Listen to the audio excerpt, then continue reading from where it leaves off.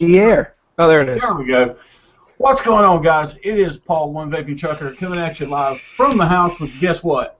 Once again, it is Saturday night, and we know what time that is. It is time for the 1vapingtruker and Big Bob coming at you live at the house, and I just went live on my end. Well, I mean, I still saw it, so. Hold on. Let me do my introductions. we planned nothing. Yeah. Don't lie. I talked to him on the phone earlier. We have two guests tonight, ladies and gentlemen. The first guest, knowing Rob. Now you can talk, Rob.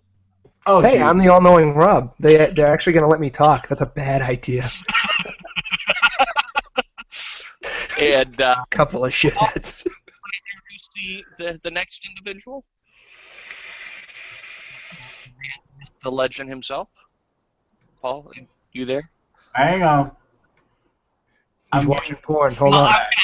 I'm going to introduce him since you were hanging on. I'm sorry. Okay, I'm ready to go now. Sorry about that. The live stream just came live on my end on my actual computer. So, gentlemen, yes, we have two guests tonight with us. One of them being the fine gentleman from over that way on the odd coast of the world. I think it's what we're going to refer to it as, the odd coast. That is Mr. Brandon Santiago, the fine gentleman that makes, if that'll focus. I don't have my label on my. It will not focus. Nope. There it is. Blue Collar Vapes. Wonderful gentleman. Brandon, tell us a little bit about yourself and what you do. Well, truth be told, the credit all goes to my wife. She's the wonderful mixer that comes up with all the juice flavors. I just help her refine it. I deal with the nicotine and give her inspiration sometimes. But, yeah, we just kind of hang out and make juice and have a good time with it. Good answer.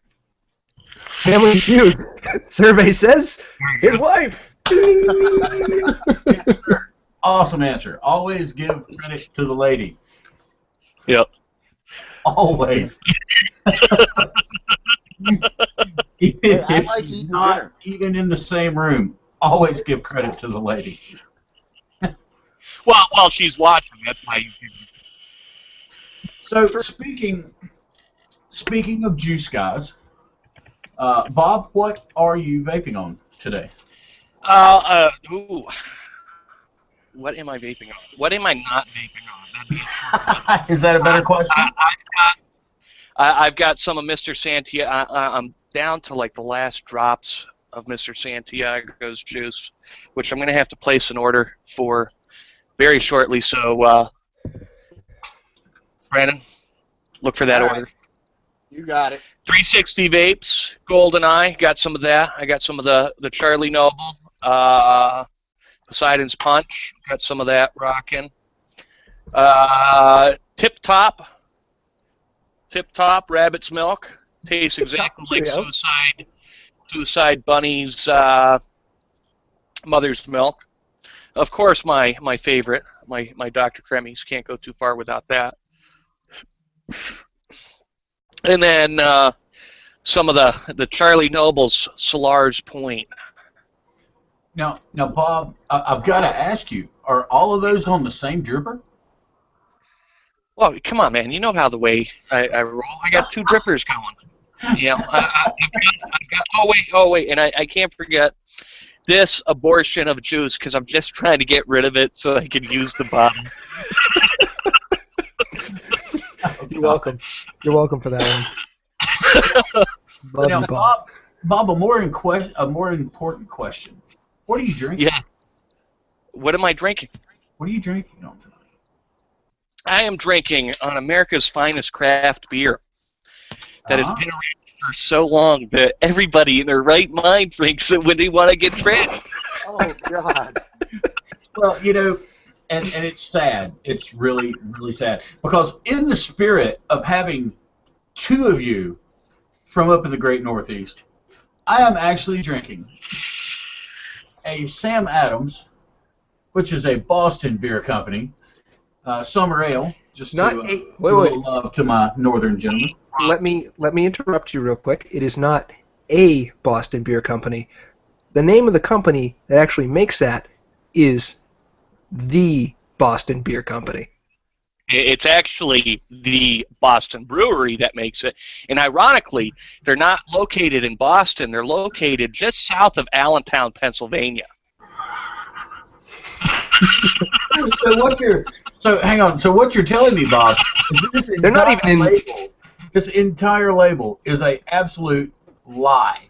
They're Yes. not even in New England. They're not even. Oh, Sam, you lie to me, you bastard. Okay, well enough They of lie that. to you now. They lie to you now, but they used to be. Enough about that horseshit. So now, are you finished with your vape goods? I'm not finished with my vape goods because I'm rocking 2 devices tonight. I finally got my Big Bob box mod back in my hand.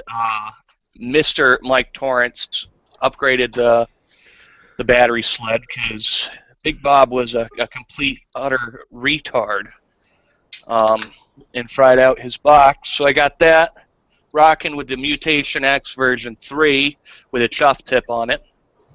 And I have my Fusion box mod, which, Rob, you got to try this thing. This for a MOSFET protected device. This hits fucking unbelievably hard. So next time I see you, Rob, you're gonna have to try my new box. Both of my new boxes, obviously. Yes, definitely, definitely. So, and I got business cards for you for Worcester paper.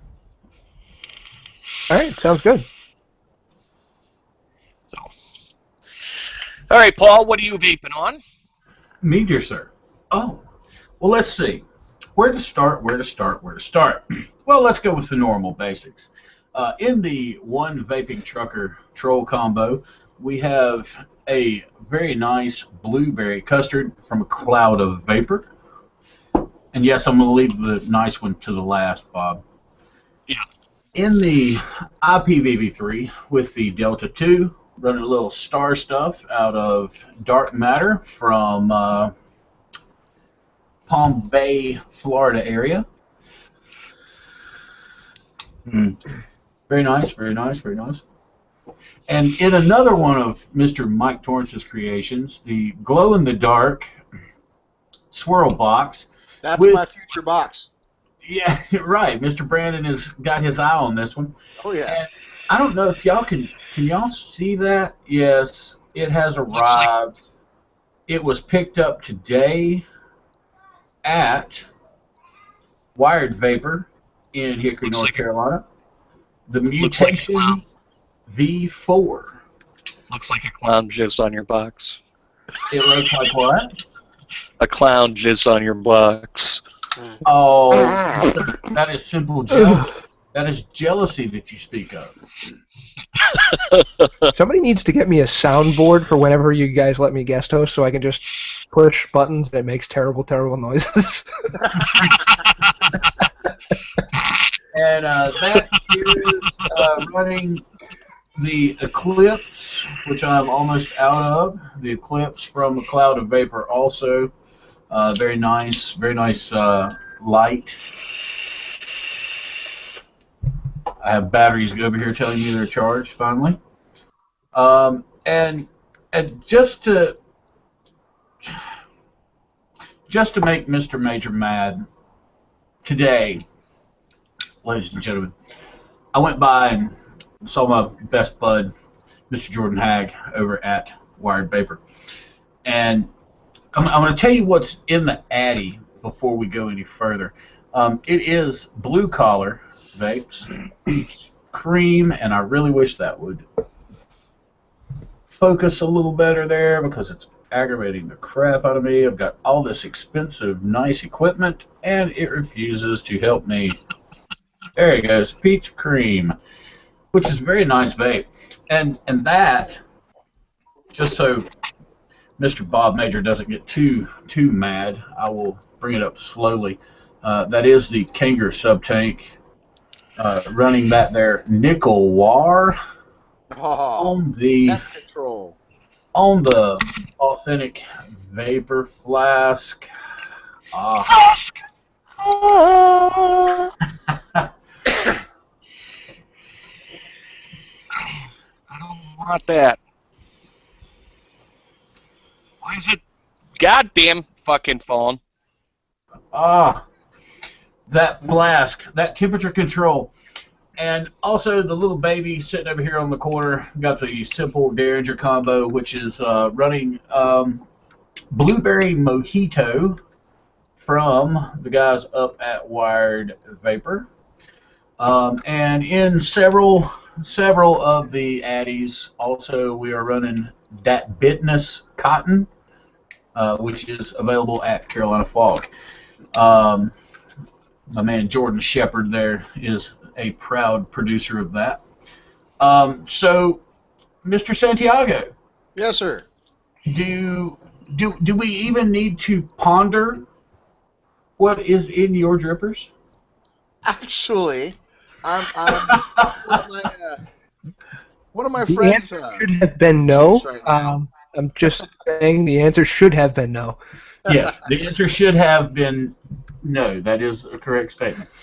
Well, Yeah. I'm running near my Carolina box mod that was done by Mr. Mike Torrance with our company logo on it, with my Kennedy comp with the Demon Cap. Love this Addy. I mean, the only thing I don't like is that it's a little bit leaky, but love it. And tonight I'm actually vaping on some Pope's Crispy Treats. Love That this sounds stuff. like it's a really, really dirty euphemism for something that the Pope did to someone else. You know, I enjoy the shit out of this juice. This was the juice. This So one did the and Pope. Madman Vape's Wake and Vape. Those are the ones that got me off cigarettes. Those two juices right there. Suicide Bunny was the one that did it for me. Oh, speaking of Suicide Bunny, thank you, Bob. I forgot about that. You're welcome. Suicide Bunny has come out with some new stuff. It is a high VG line. This one is called Revel. Hang on, I'll get it right where you can see it. Revel. Revel. Yeah, Rebel. And that is a very, very nice cereal vape, which I was able to grab a hold of yesterday. Very nice. Continue, Mr. Santiago. Sorry about that. I forgot that one. I actually discovered Pope and Madman before the wife and I got into making juice. So they're pretty much my go-tos when I'm not vaping my own stuff. Interesting. Mm-hmm. Indubitably. You know, there's a lot of juice companies out there, and I've made a lot of really good friends that are juice makers, and I rep them all. I'm not one of those that, oh, it's just my juice, blah, blah, blah, bullshit. It's a community. You know, our company motto is one nation under a cloud, and that's what we do. I have respect for that. So, Paul, and I'm going to say this. So what you're saying is you're not Ken Dillon. What? Paul knows who I'm talking about. I had to. The repercussions, Bob. The repercussions.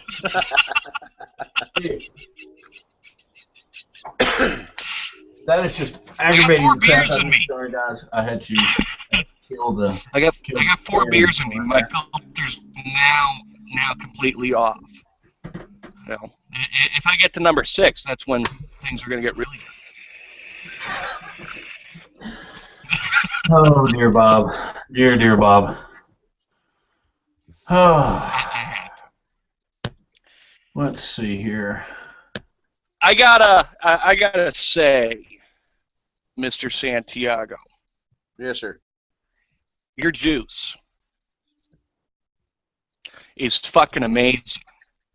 And if it wasn't for a good friend of mine who owns Carolina Box Mods, I would have never been introduced to this awesomeness because Paul still has yet to send me juice that he's been saying he was going to send me for a while. Well, thank you very much. We do what we do, and we hope people enjoy it. I mean, we only use the highest quality ingredients we can find, so. Yeah.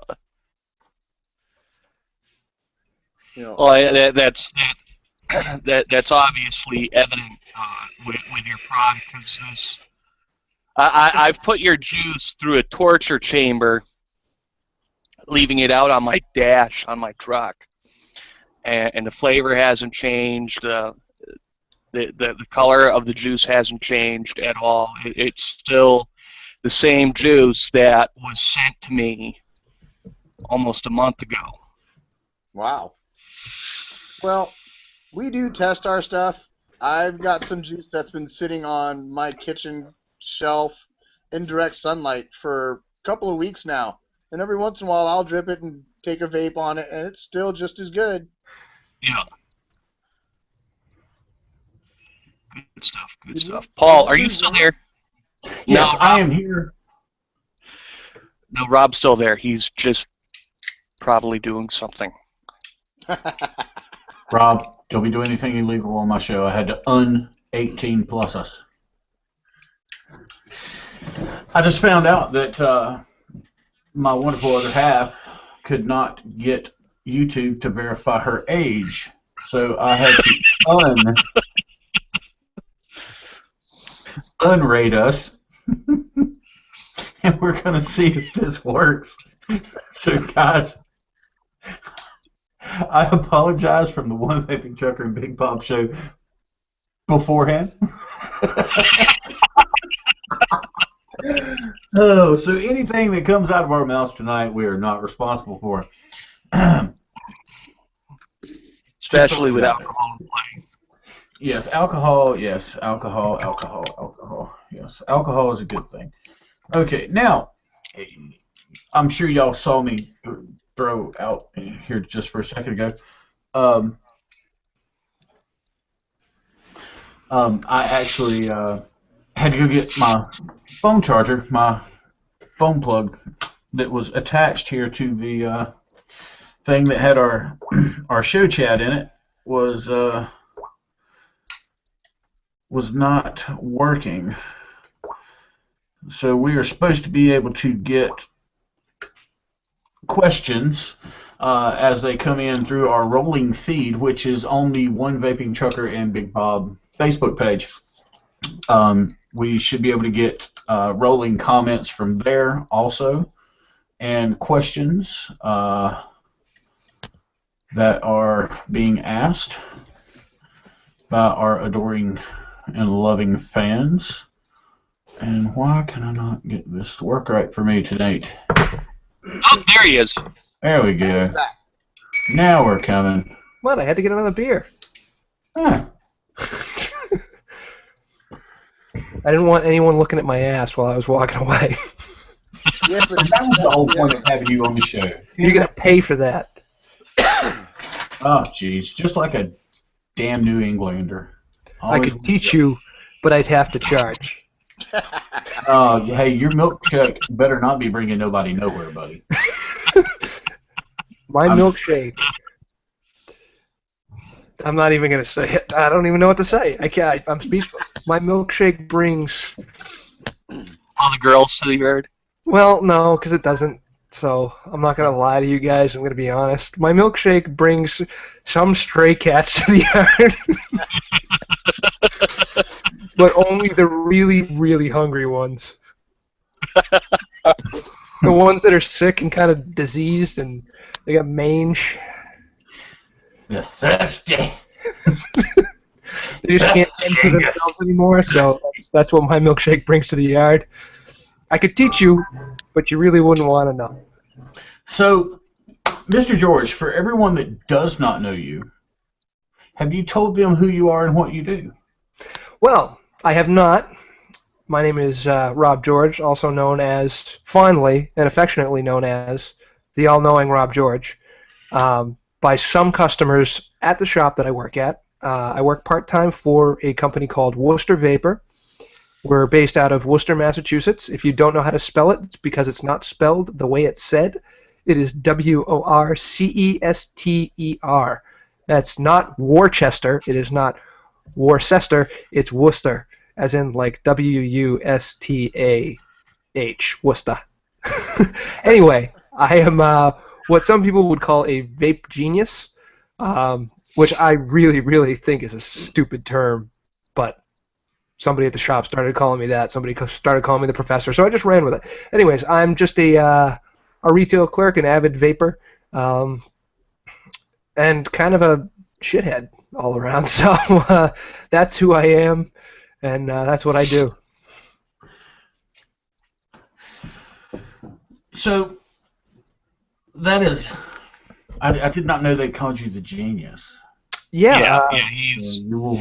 You will now be affectionately referred to from here on out as the genius.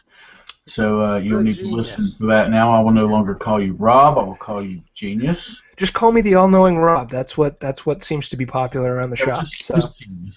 Just Genius. Damn it! I was hoping he'd call me the all-knowing Rob. No. Well, fine. Anyway, so, I'm going to call you 2vapingtruker.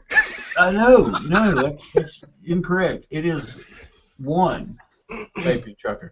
It looks like a... Well, you got to add in the.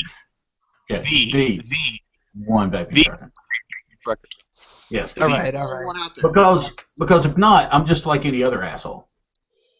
Yeah. That's why they call me the all-knowing Rob and not just all-knowing Rob. I'm not an all-knowing Rob. I am the all-knowing Rob. Well, and that's why I go by Big Bob, because I'm just like every other asshole out on the road. Yeah, he is. Big Bob Maker.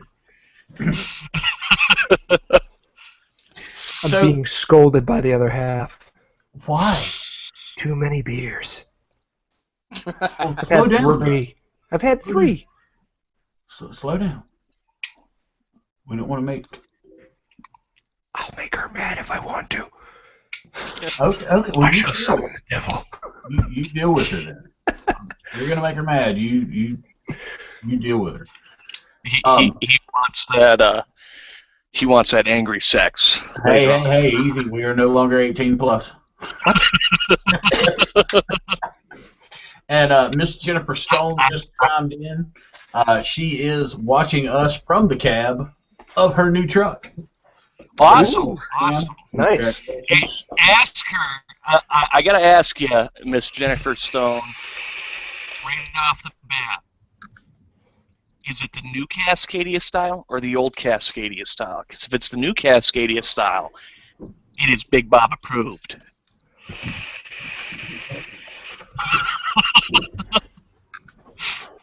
Oh, not Big Bob approved. Paul, are you getting more beer? No, actually, I'm trying to get some air circulating in this room. Well, you got that big black curtain. Well, yeah, that's blocking off. You know, I'm a little self-conscious, and I had everybody, the other week saying that I wore makeup because of the makeup table in the back. Which is my other half. Well, I mean, it is a telltale sign to have a makeup. We actually share a room here upstairs. It's, of course, my studio. And Jennifer said it is the new Cascadia, which means it is Big Bob approved. Awesome. Awesome. If you have not yet seen the new Cascadia, Paul, it's got HDMI or beer's starting to kick in. Yes. Media interface? No. Well, that's good. Now, But what the kind high, of is it? the fucking the LED lights, the LED headlights. They're fucking super bright. HID. That is it. High HID. intensity discharge. That is it. That is Yeah, those things. the fourth beer is kicking in. Yeah, you need to cut down, brother. Look, I'm all right, let's Today, talk about this for a second. Bob is about twice my size, and he has had only one more beer than me. I haven't Now eaten calling anything all, them HDMI. well, I haven't eaten anything all day. In my defense, the only thing that I've really eaten all day today is cake, pie, Me too. and a did you have your sandwich. cake and eat it too, Bob? I did. Ah, I did. you gotta love it when you have your cake and eat it too. That's a great thing. So, in the show title, guys, you can see it. We are gonna try to focus.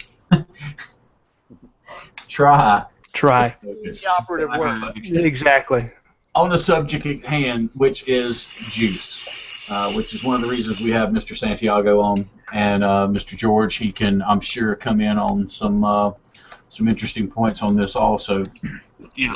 Um, We want to separate what good juice is and frankly what shitty juice is that has earned its right in the truck stops and the gas stations. You know, that shitty juice that everybody starts off thinking it's phenomenal, but really isn't.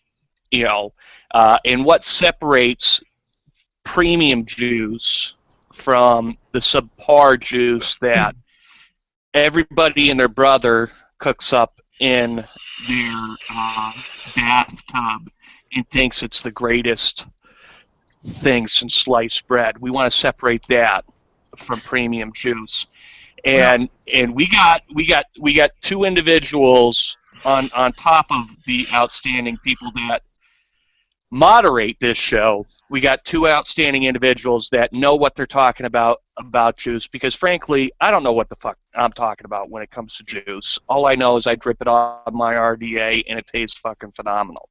yes, and it is You know, good. You know, we know if it's so good or not, but these guys can give us a real big rundown. And what I've got over here in front of me is it's from mlivescience.com, and it is e-cigarette myths, safety, and facts. And we're going to touch on four of them right off the top, and that's what that's why I wanted these guys here, and I wanted to do this. Um, they say that the myth number one is that vapor from e-cigarettes is pure. Um, and it goes on to say the liquid vaped in a e-cigarette contains nicotine, water, and a solvent, usually glycerin or propylene glycol. It also may contain flavoring agents such as oil of wintergreen. Although this mixture may sound pure enough, neither the liquid called the e-liquid nor the device's delivery systems are regulated. This means that e-cigarettes could produce harmful chemicals. Okay, now it goes on to say after that it has recent studies have identified that impurities ranging from formaldehyde to heavy metal are in e-cigarette vapor. Now, Brandon, I know I can see him shaking his head over there already. I'm just waiting on. I'm going to let you take that one. Okay. Now, those studies that showed that e-cigarette, quote unquote, which would be the cigalikes, the analog lookalikes, were producing formaldehyde.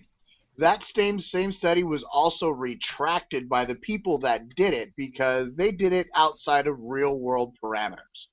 They put it on a machine and hit that thing well over 90 times consecutively. I'm a chain vapor, you're a chain vapor. We do not hit our vapors 90 plus times in a row within the span of 5 minutes. Okay? So, that being said, the lookalikes look, when you take them apart like you did the other day when we were talking, have that plastic tube in there. Of course you're going to get impurities and bad stuff when you heat it up to those temperatures. It's just bullshit. And the wicking material they use, again, substandard. No one knows what wire they use for their coils. So yeah, that was not a real world study. Recently, over in England, they did a study, and they had a person take a deep breath of just room air, and then exhale into one of their machines, and they used that as their control to see what toxins were coming out of the person's body.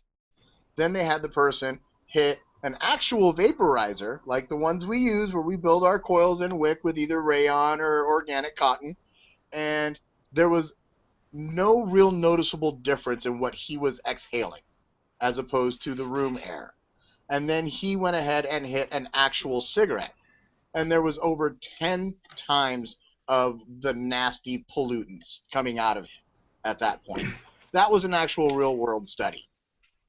So what you're telling me, Mr. Santiago, what your study is coming up with all these formaldehydes and carcinogens and everything else like that, what they're coming up with is pure, unadulterated bullshit when it comes to what truly is. In my opinion, yes. Our vaporizers. Awesome. We've got Big Tobacco running scared.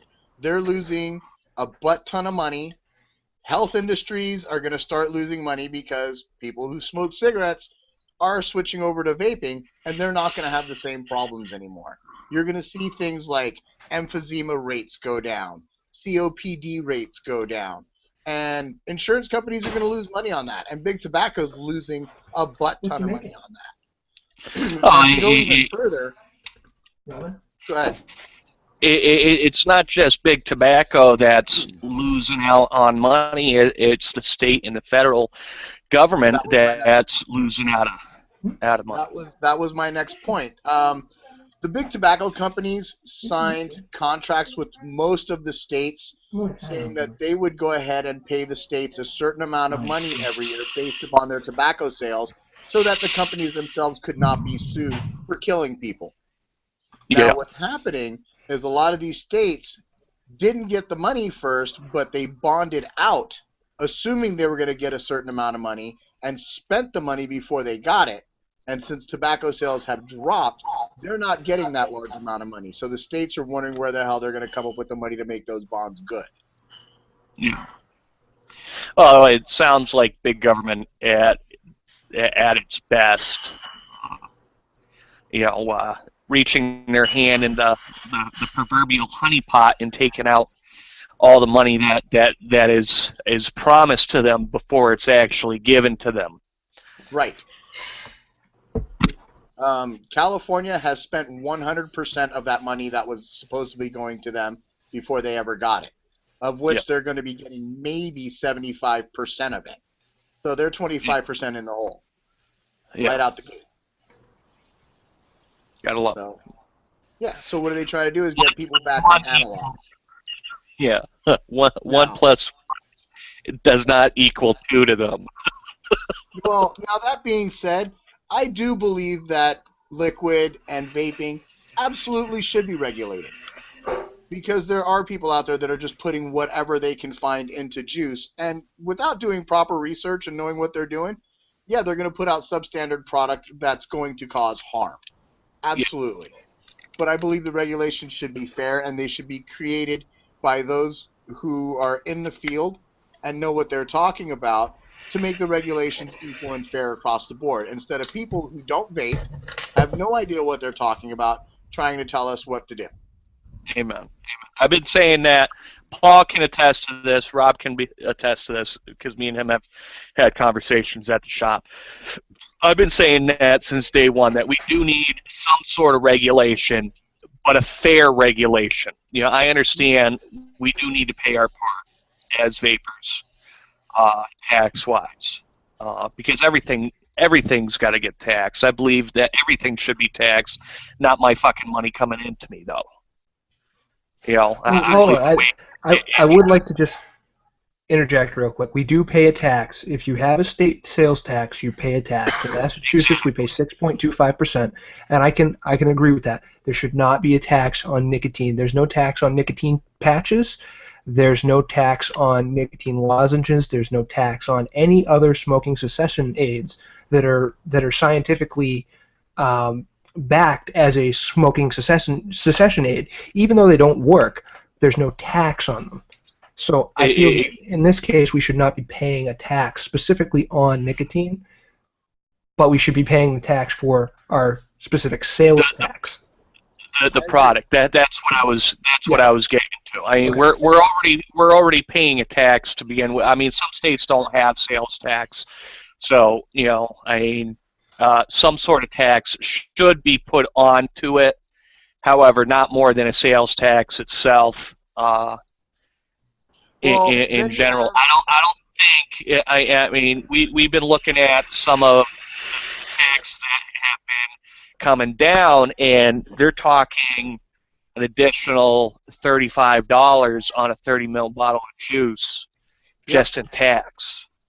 Well, Washington wants to do a 95% tax. Yeah. That's ridiculous. Pardon my French, but they can fucking blow me, because I'm not. You know what? I will go out and I will buy PG. Matter of fact, I'm sitting here with 2 bottles of PG and VG right now. I will go out and buy more flavorings, and I will make my own goddamn juice. I'm not opposed to doing that. If they're going to tax the nicotine, fine. I'll pay for the nicotine, but I'm not going to be taxed at 95% on a bottle of pre-made juice. I not agree. a chance. Well, yeah, and here's my thing about that. For some reason, I cannot get Q&A to come up for the live feed here. But what I'll say to that is North Carolina is introducing a lot of stuff like that right now. Matter of fact, as of it's either June 1st or July 1st, they are putting a absolute 5 cent per milliliter of juice that you bring in to the state of North Carolina. It doesn't matter where it's from. There is going to be a 5 cent tax on every milliliter. Wow. Yeah, and yeah, it's gonna basically what it's gonna do is it's gonna take a $25 bottle of juice Ooh. and make it $50. Period. And I've talked to some of the guys here in the local shops, because I'm curious as how this is going to work out. I throw everything into. And basically, for the most part, what I'm getting back from them is that, well, we're going to have to cut down on our lines. We're not going to be able to offer as many out-of-state brands as we have in the past. This is just a bunch of happy horse shit put on by the government. They know for a fact that prohibition of any type, whether it be taxation or it be actual prohibition, doesn't work. We know this. We know this for a fact. People still get their hands on heroin. People still get their hands on marijuana. Everyone's going to be selling juice out of their trunk. Well, we saw it in the early 20s with alcohol. We saw it in the 30s, 40s, 50s, 60s, 70s, 80s, 90s, and today with marijuana, heroin, cocaine. Prohibition does not work. And this is coming from a card-carrying Republican who says, laws are good. However, big government should suck a fat one, and drugs should be regulated to a point where they should be treated as an addiction. They should not be illegal, because when you make something illegal, that's where all the crime comes into play. And what they're trying to do is make what we do, the law-abiding citizens we are, into outlaws. Because that's worked so well in the past. And here's my thing about that. If you, Jennifer, by the way, Jennifer said Snyder wasn't nice enough to give her those headlights in their truck. So they've got the standards. Well, they can upgrade it. now that they're lease up. Can be easily upgraded. Yeah. See, here's my thing about that. You know what you were just saying. The problem with that is like you just exactly like you said. Everybody's going to start selling it out of their trunks. Okay, now here's my problem with that, and I'm just going to put this. I mean, just out there, and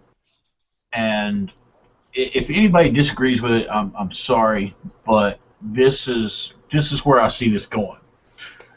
I know Mr. Santiago, that man right there. I know Rob George. I know who Pip is. I know the guys personally at Cloud of Vapor. I know the guys at Wired Vapor. But as far as any other juice makers really go, you know, can I trust what they're selling out of the back of their cars or out of the back room of their vape shops? Or, you know, every one of us has seen just some of the horrible, horrible videos that have been shot with, you know, guys, you know, going, hey, check it out. This is what I saw today when I went to my local vape shop. And they walk into the bathroom, and there's a can sitting there, you know, and a table sitting across the top of the toilet with juice-making supplies. Ugh. You know, and bottles ready to be, you know, juice put in. And I mean, you know, it's Fecal coliforms, everyone. Fecal coliforms. that bothers the shit out of me. And if you get guys, I don't care where it is, if you're selling it out of the back of your trunk, I'm not going to trust you. If you're not in a clean room, I'm not going to trust you. And that's it. You know, and the things that the government are trying to push on us as vapors is exactly where that's going to take it. Because, you know, I'm not, Pip, I love you. If you see this or you're watching it, I love you to death, but I'm not paying $50 for a 30 ml bottle of juice. But look at it this way.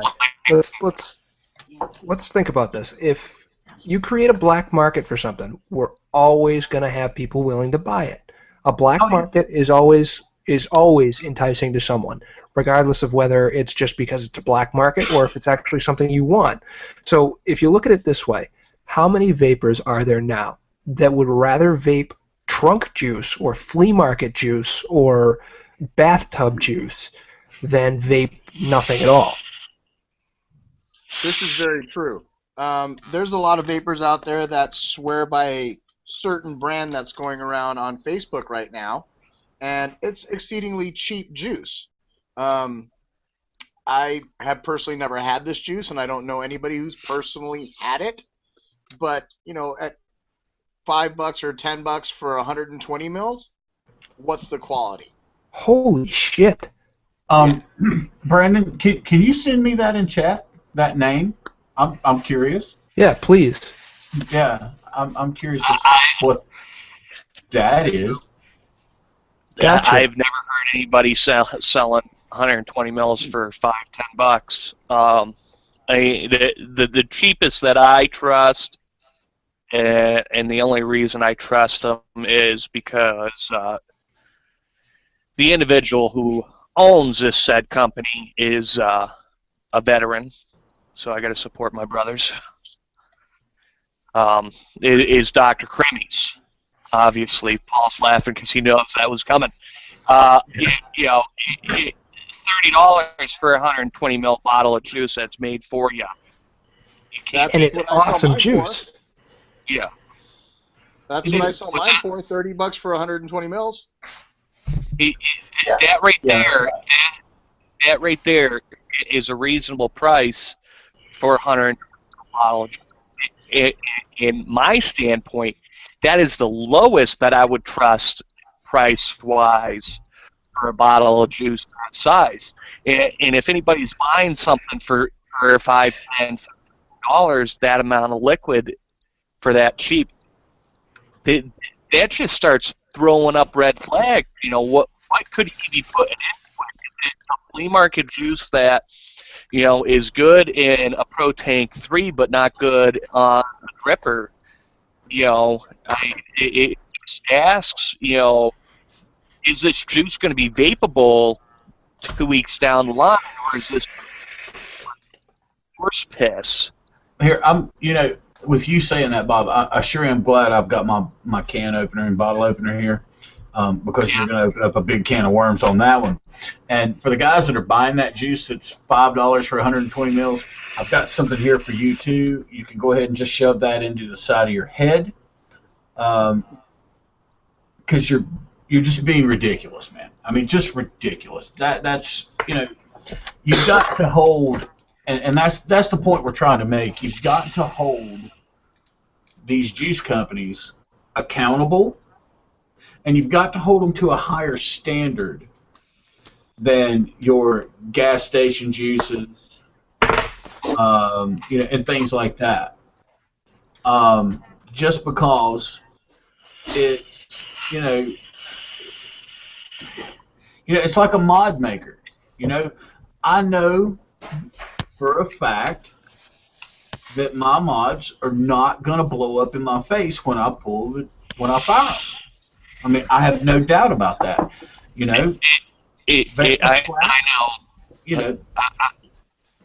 I know definitively with the box mods that Paul's holding up, the Carolina box mods. They are safe devices. You get what you pay for in this industry. Exactly. And that is the biggest point, is that you get what you pay for. And if you pay for garbage, you're going to get garbage. I have just been informed that hey guys. Mr. Mike Torrance himself is going to join us in this conversation also. Let me introduce him. If y'all haven't been following the 1vapingtruker Big Bob Show group, Mr. Mike Torrance has stepped up to the plate and become our quote-unquote producer. He's going to take his free time and find us the topics that we want to talk about in a particular episode. He has effectively put on the Mr. Producer hat and stepped up to the plate of awesomeness. However, Here is your producer hat. Yeah, he didn't know what he was getting into whenever he signed up for that job, I'm fairly sure. We are going I wish he would sponsor the One Vaping Trucker and Big Bob Show. We may have to work on that. You hear me, Mike Torrance? We're coming for you. Carolina Box Mod. Which I already have. For you. Which already have. The only one on this show that doesn't have one of my devices is the all-knowing Rob. We need to change that. We will change that. I will definitely have to be getting a We need to change fantastic Carolina box mod. All these guys rave about him, and Hold on a second, Rob. I want to show you something with the acid edge. hold on. I gotta click on your picture there. I can't read that. It's not. It's a back of a playing card. Oh, is it really? Yeah. No fucking shit. And that's the response that he gets from everybody. Hey, Mr. Torrance. Yes, sir. Do you want to show them the new large edition? Yeah. They're sitting right here, but I need to re-wick. I just roasted my cotton in half. Hey, Mike Torrance.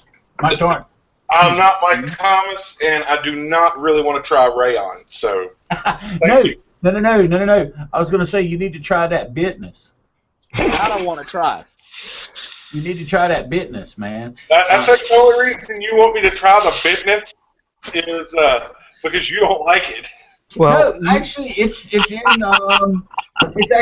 actually in the white troll on the One Vaping Trucker box as we speak. The reason I want you to try this is because I actually won this today. I cheated.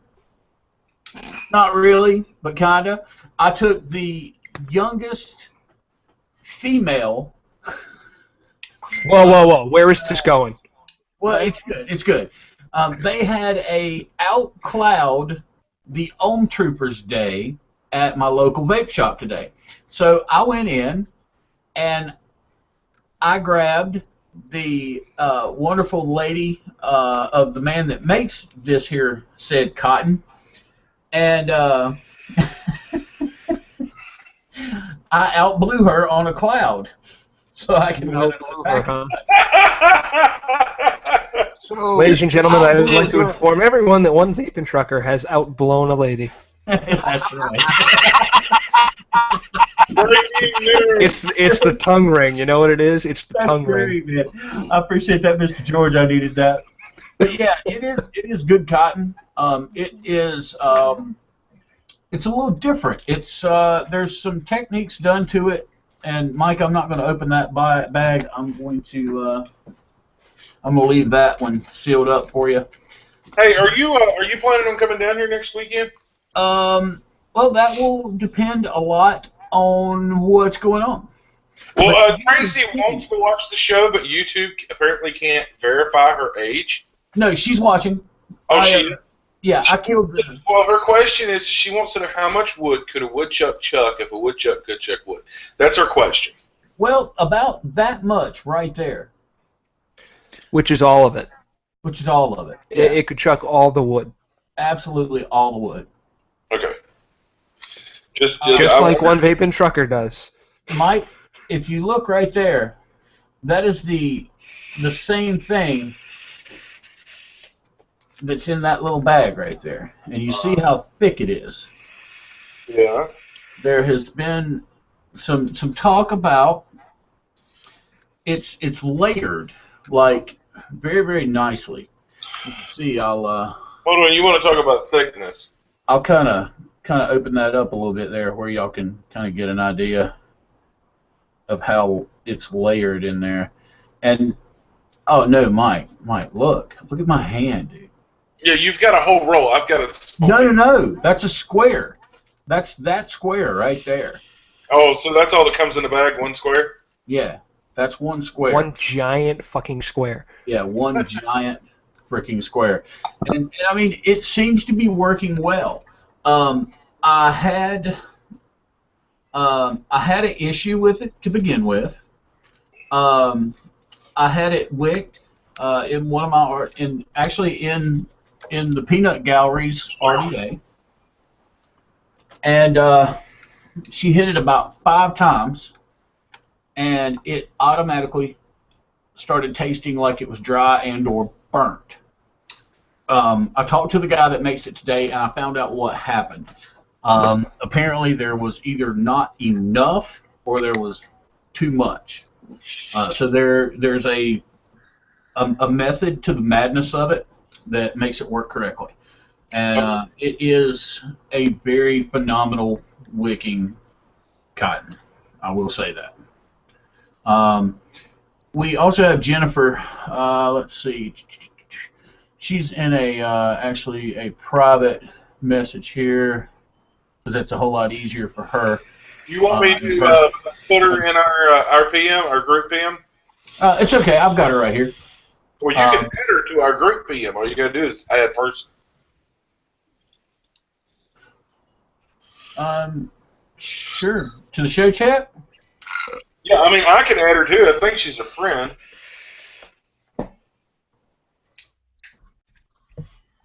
You can click the little thing at the top, and it's Jennifer what? She's there. She's there. And she said that her thing is that juice should be regulated by the health department, maybe, like the clean rooms and such. I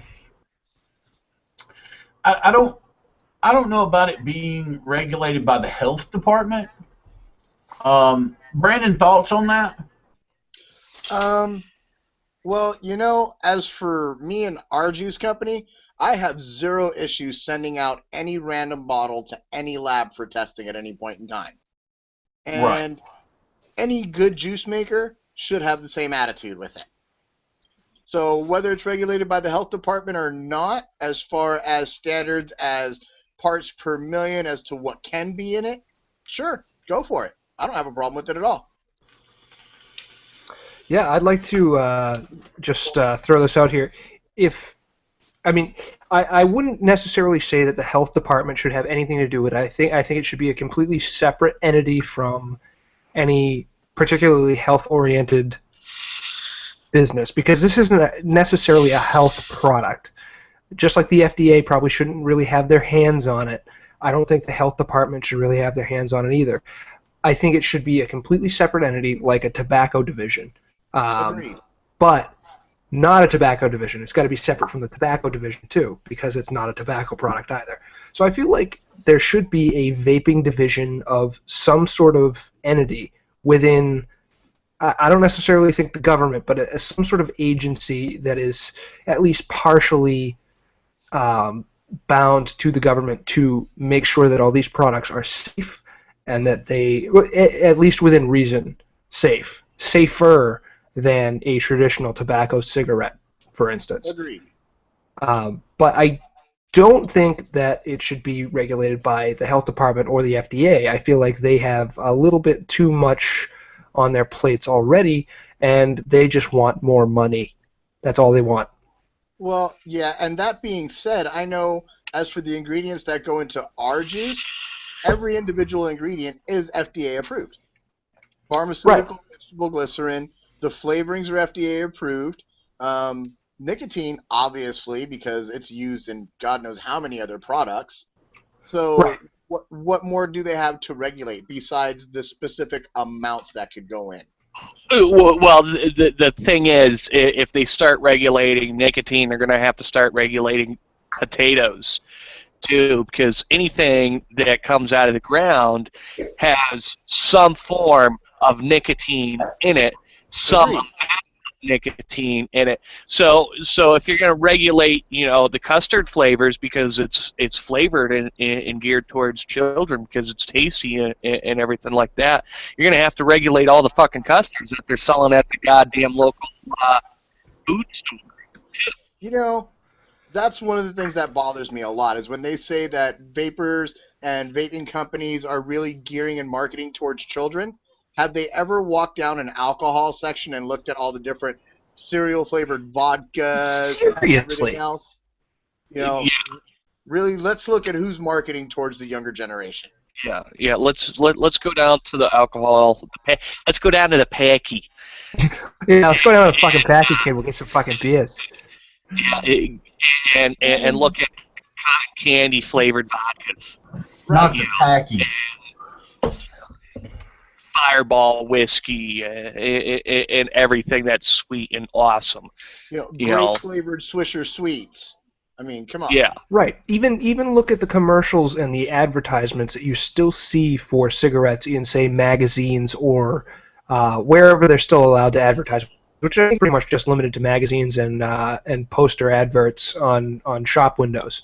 But if you look at those, how many of those have pictures of young people in their late teens, early 20s, smoking cigarettes and being happy? How many of those do you see every day? And how many people that actually smoke cigarettes do you see like that?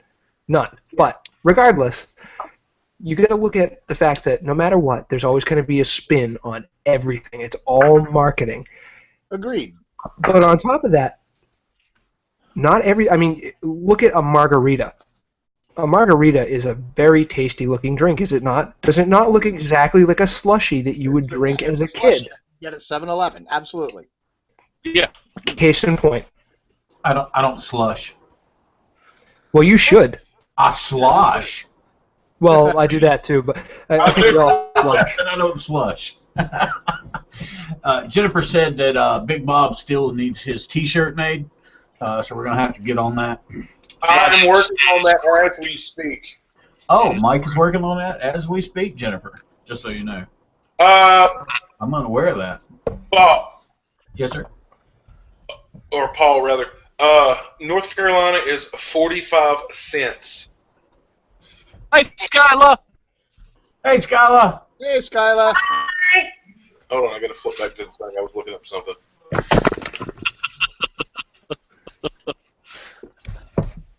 Are you We're dropping. He said he'd probably be went to right get back. another beer. He goes and gets another beer, he's going to come back with a black eye. He probably is. Shut the door so the cats can't. Okay, so Jennifer, to answer your question, the taxation on cigarettes is how much, Mike? 45%? 45 cents per pack. 45 cents a pack. Well, hold on. I'll do the math and tell you how many per cigarette. So if it's 20 cigarettes per pack, divided. That's 2 cents.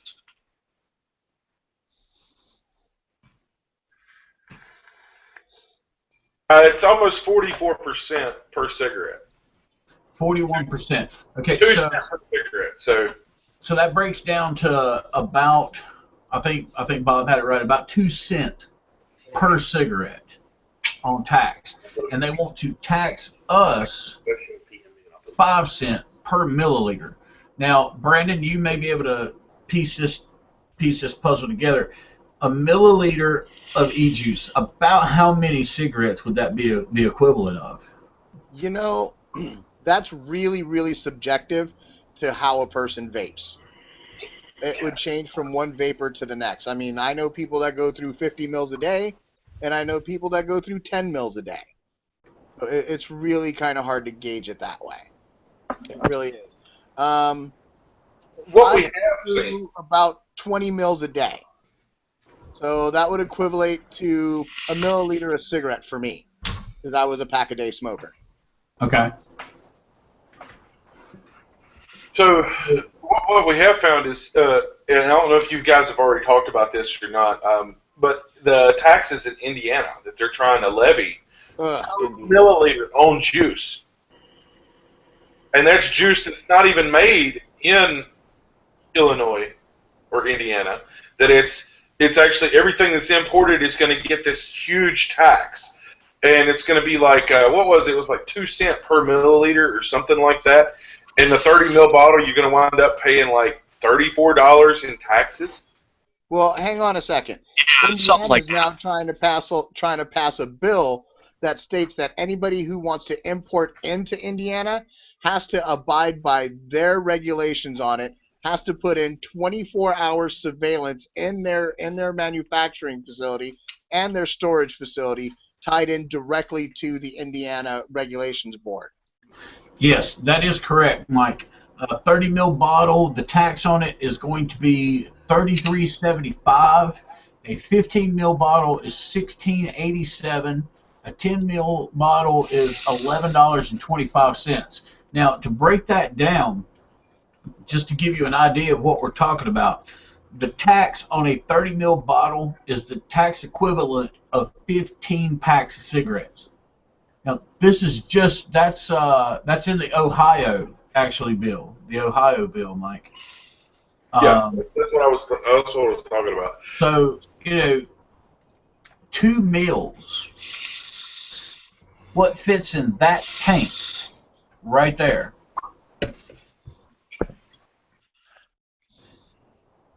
Is going to be the same as a pack of cigarettes. Just that juice right there. And I mean, call me crazy, but I mean that's That's ridiculous. Yeah, that's over the top. I mean, we don't mind.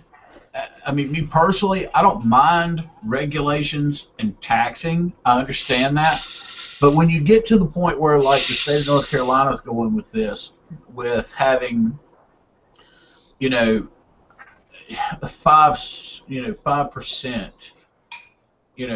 per mil, 5 cents per milliliter.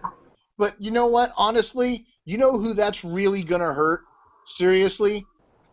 These big box juice companies that are charging $20, $30 for a 30 ml bottle. Which, It is. I'm sorry, I'm a juice maker, and I'll tell you, that is abso-fucking-lutely ridiculous to charge that much for a 30 ml bottle. Well, wait.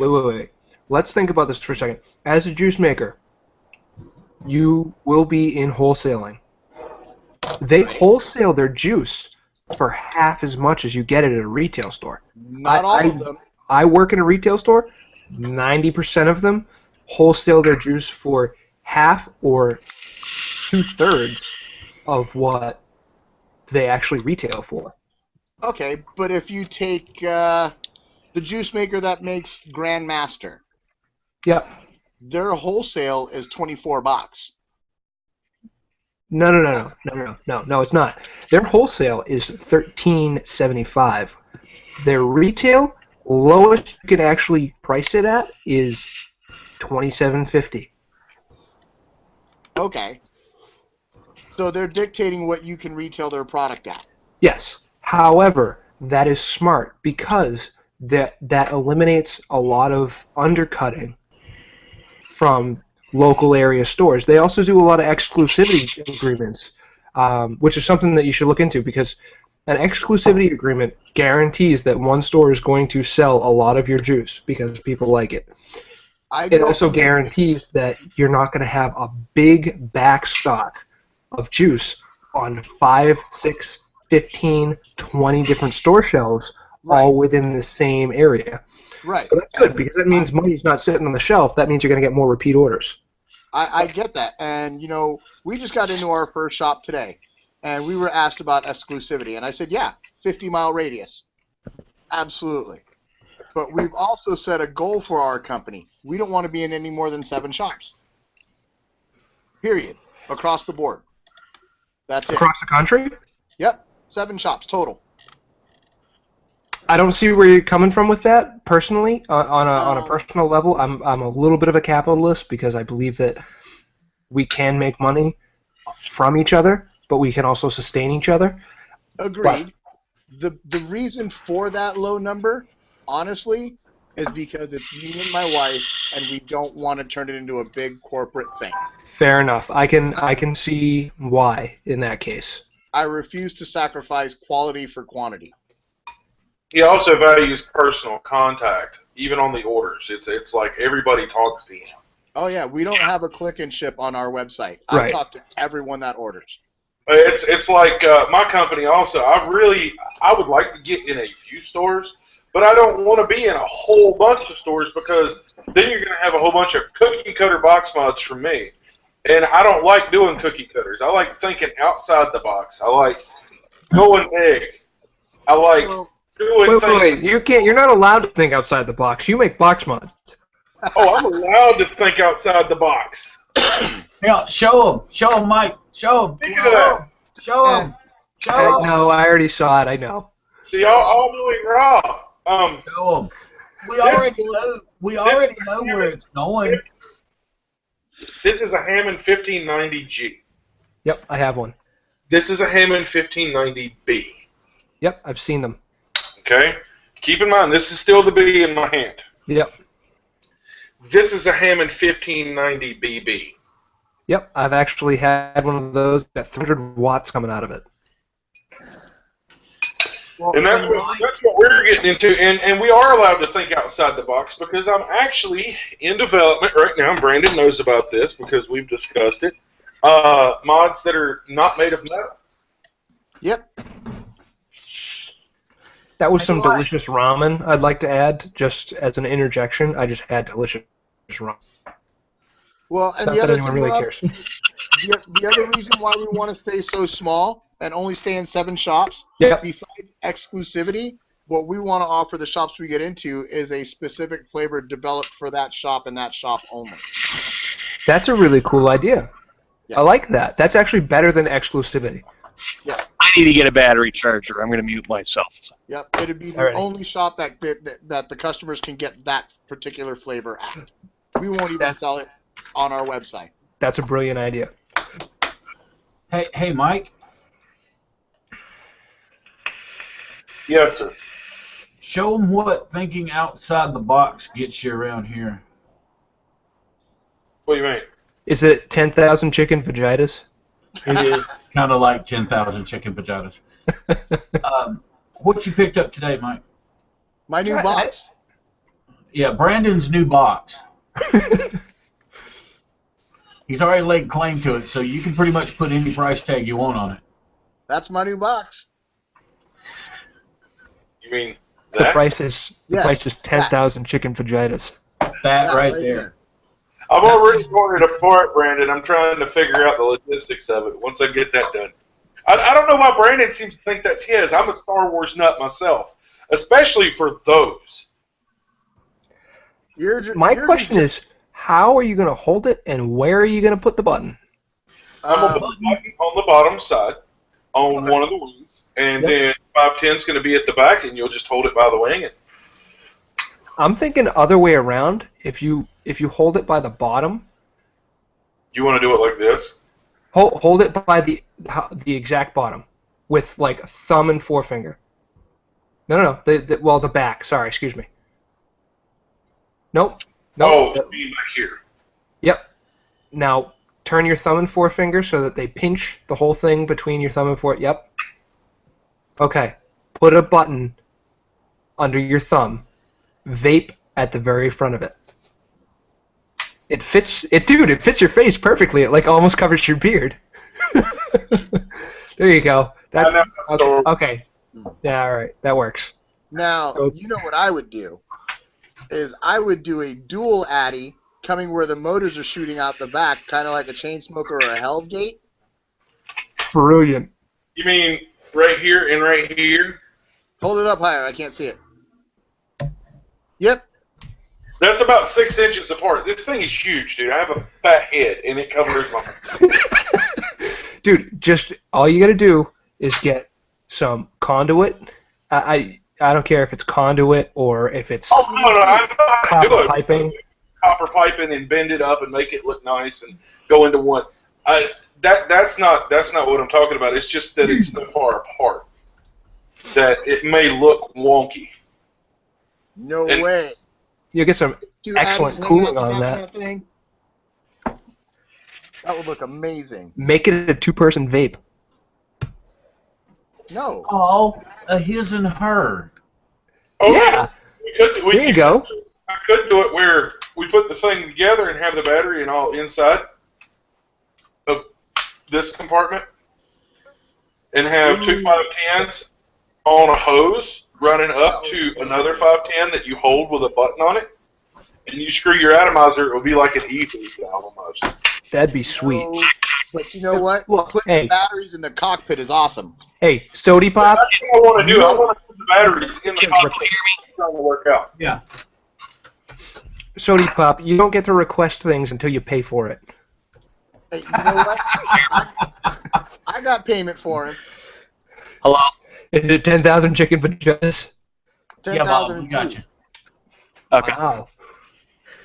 I'm being told by my better half that I need to let you guys know that what I'm talking about when I'm talking about not a metal box is a wood mod that we're going to offer 40 to 60 watt temp control chips in, and everything's going to be contained inside the mod, so it keeps the look of the steampunk and the wood. And it looks natural, but when you open the door, you're going to have your controls, your up and down button, and your screen right there to look at, so you can set it, put your back plate on it, and then not worry about it in your pocket, bumping a button and changing your settings or locking it.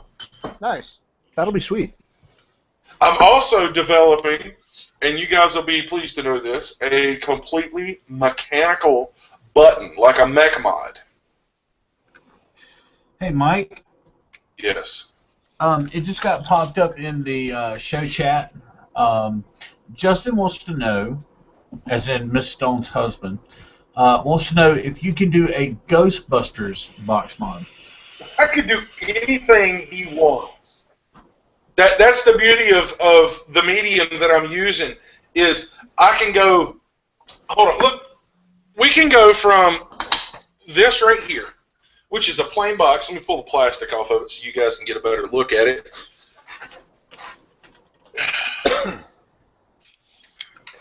You know what I love about this is those G and B boxes are actually used in my industry for what I do as a full-time job, and it just really makes me giggle a little bit. Wow. What do you do? I work in industrial controls, instrumentation, and automation. Ah. So I work on big machines and water treatment plants and sewage treatment plants and pretty much anything you can think of that. So big machine.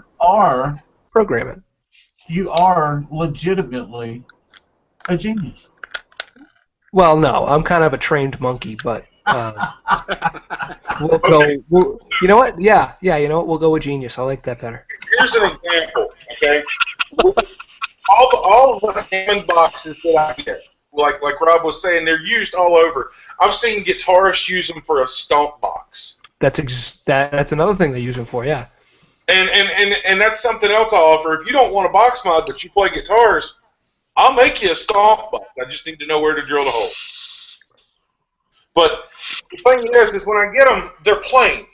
They're just plain Jane aluminum. Well, Mr.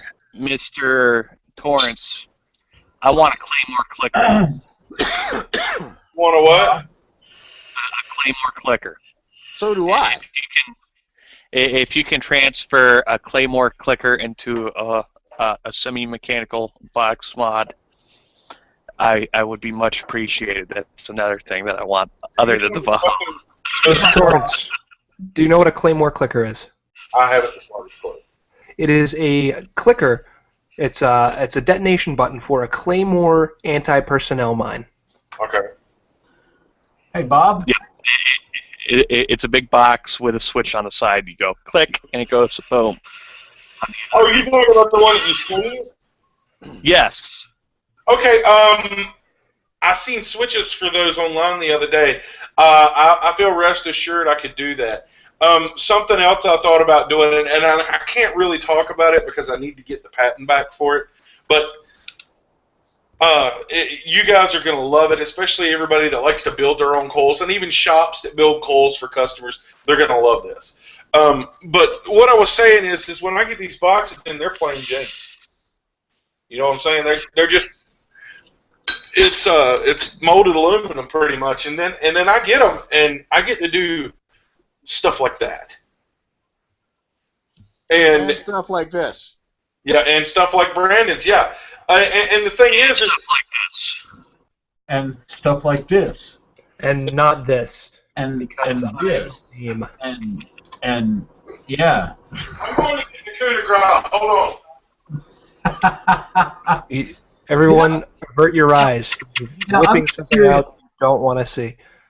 I'm just curious. Did I just hear him tease us with something and then take it back? Yeah, he did. Oh, my. Cool. That's not nice. This is unconstitutional. This is cruel and unusual punishment. On a side note, Bob. Yes. Someone in the viewing public has said that you have no face, and if you would, please try. Please try. Don't have a face. I couldn't find an extension cord, so I'm limited to the outlet in the side of the garage where there's no lighting. We have people coming in and going, FYI, Bob has no face. See? You are the faceless vapor. Okay, Rob, here's something else that we do, and this is something I just recently started doing, and it's called Distressed. Brandon especially likes it, but it looks and reminds us of the old hot rods. Like the old rat rods where the paint's rubbed off in places, just clear coated over to do the patina. We do the... Oh, I hadn't seen that one yet. Yeah. That's badass. That's wicked badass. And then the sides are even the same thing. I love it when Paul giggles like a little schoolgirl. And then I know we have a lot of female viewers, and they like pink, so boom. Oh, that's nice. Nice. My whole room is turning pink because of that. Yeah, it's a powder coat too. It's not paint, so it doesn't come off easy. Yeah, heat resistant too. Up to 400 degrees. If it gets above 400 degrees, it starts to get kind of wonky. If I get above 400 degrees, so do I. I was going to say, Mike, if it gets above 400 degrees, I think they've got bigger problems than wonky paint. Yeah, Bob knows all about those bigger problems, don't you, Bob? I do. Thanks for bringing them up again. I'm not bringing it up. No. Oh, that's enough.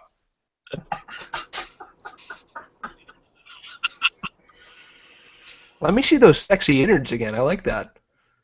These? Yeah. These are Nice. No insulation? No, there's insulation on them. On the wires? There's no insulation on those wires. Not on mine. Not on, on Bob's there is. You want to see the piece of resistance? Uh-oh. Oh, I just dropped my lead. That sounded good.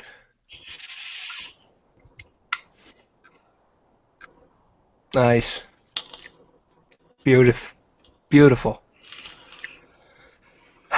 You know what? I'm going to break out my True Clouds, even though it is broken at the moment, and the lifetime warranty has not been redeemed. I'm breaking it out anyways. Give me 1 second.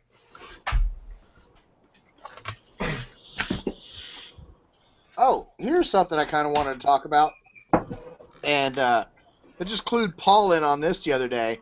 And you see it all the time in all the groups, people talking about running down to Walgreens or Walmart and grabbing their VG to cut their juices with because it says it's 100% VG and it's USP grade. Yeah. That is a myth. That stuff right there. If you were to send that out to have it tested, you would find that it comes back to being 20% lie. Yeah, I sent Bob and Paul both the MSDS only USP glycerin today. Yeah. But it was the glycerin from Wizard Labs, and Wizard Labs is 100%, but I couldn't find that glycerin's MSDS on their website, which is and you will not. It We'll is have to actually reach- considered we'll livestock have to- grade. We'll have to reach out to them.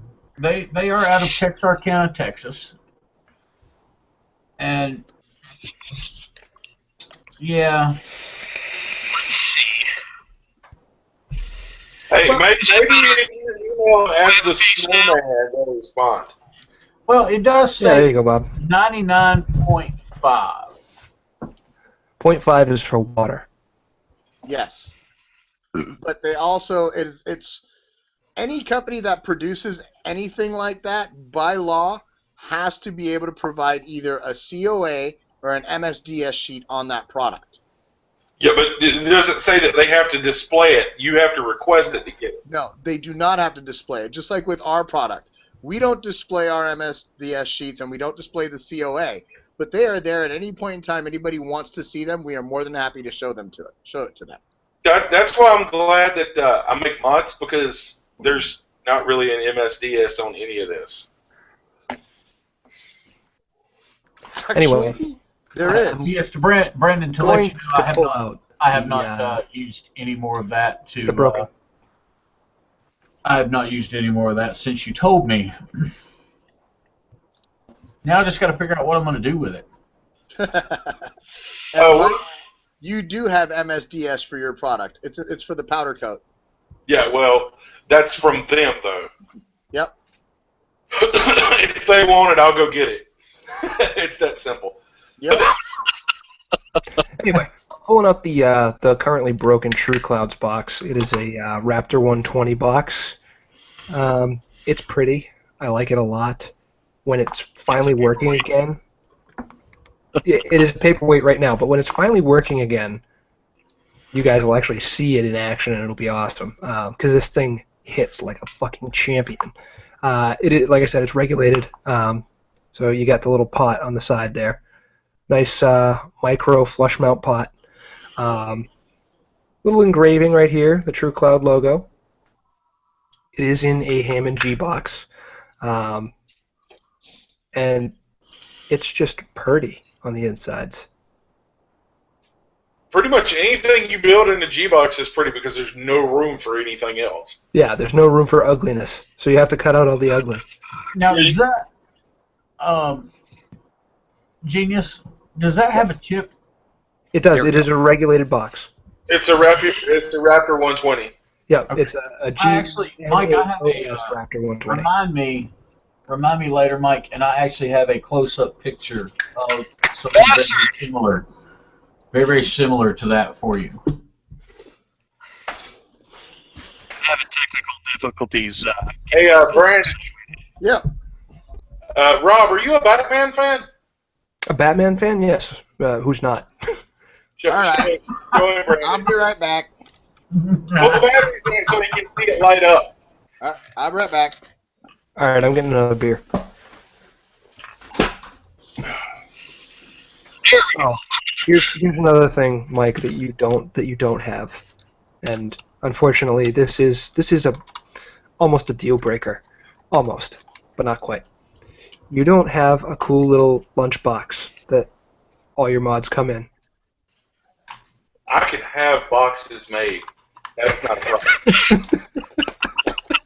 I'm just busting your balls, that's all. If I had a shop, or if there was a demand for me to have boxes, I got a guy that can do it and a shop that'll make them. And Rob, just for your personal information, for an extra $20, it will actually be signed by One Vaping Trucker too. Oh, I can get it signed? That just goes to show you that anybody can be bought. That's right. Anybody can be bought. If you add another 30 to that, signed by one and only Big Bob. Hey, whoa. And for no extra charge, I have both of their signatures I can etch on your mod. Perfect. Thanks, Mike. I'll take that one. That's messed up, man. You know what? As a matter of fact, Mike, if you actually have their signatures, when I do have you make me a box mod, just out of spite, I want you to make me a box mod with their signatures on it. All right, Rob, you ready for a nerdgasm? I'm ready for a nerdgasm. Oh, dude, that's fucking prime. Yeah. Oh, you ain't seen the best part yet. Open it up, Brandon. You even got a yellow button.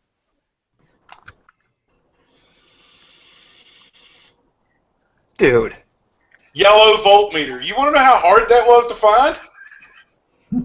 Probably pretty damn hard. Oh, look, you Mike, can let me find tell me. him. Let me But tell having him. it in stock is another question. Let me tell him, Mike. Let me tell him. There was a guy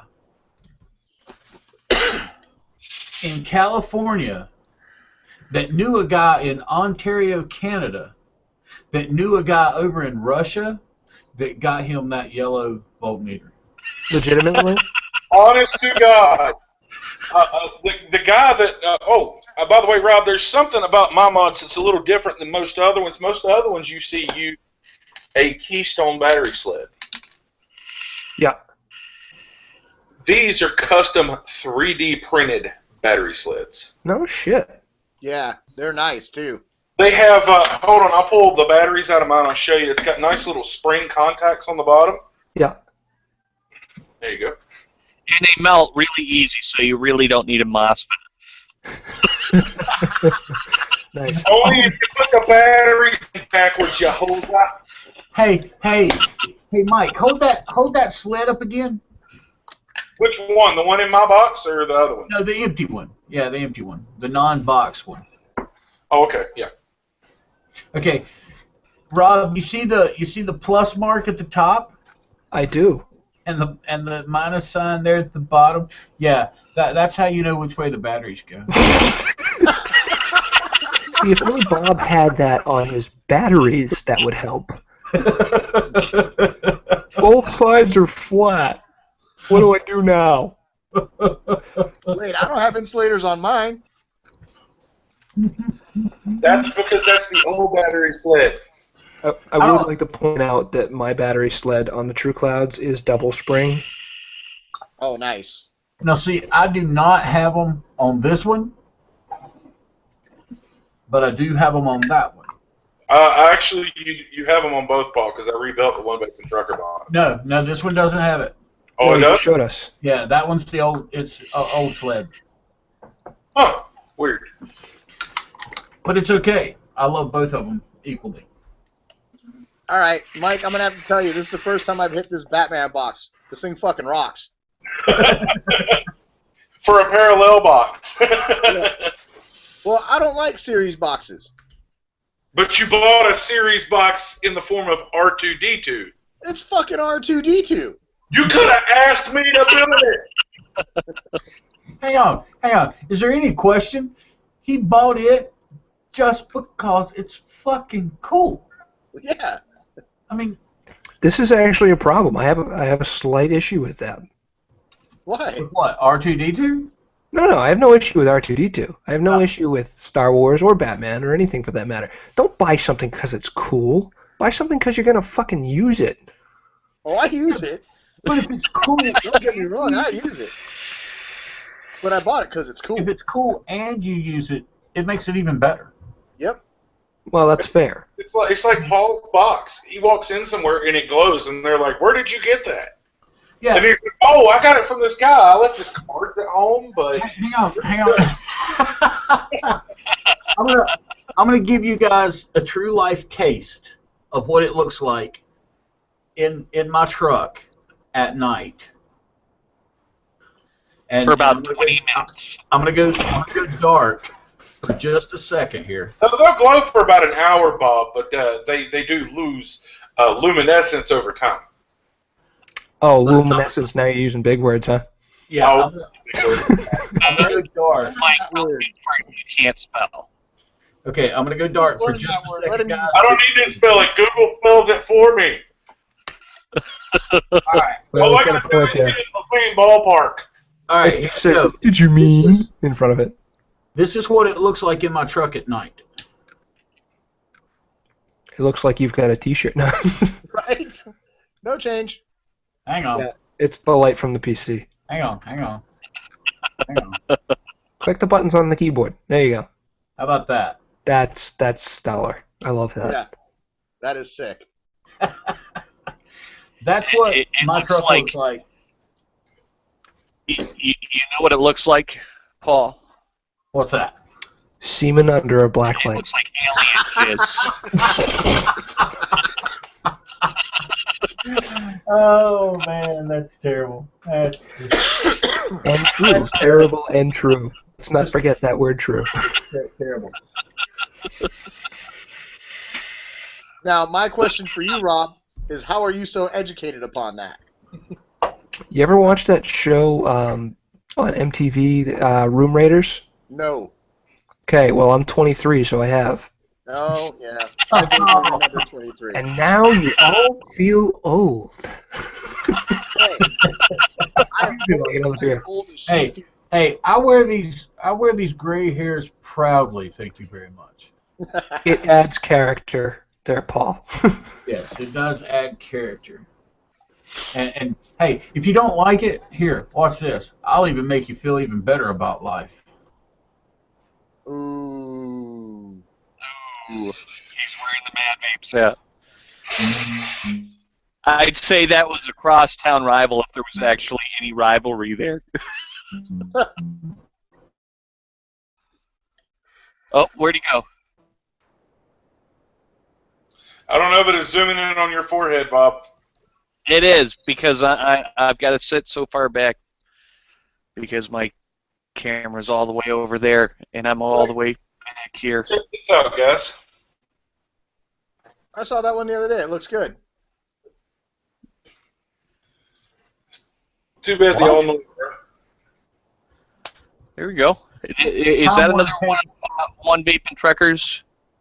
No, that is not, actually. That is not one of mine. That one's actually in the oven right now, curing the initial purple. Mine? No.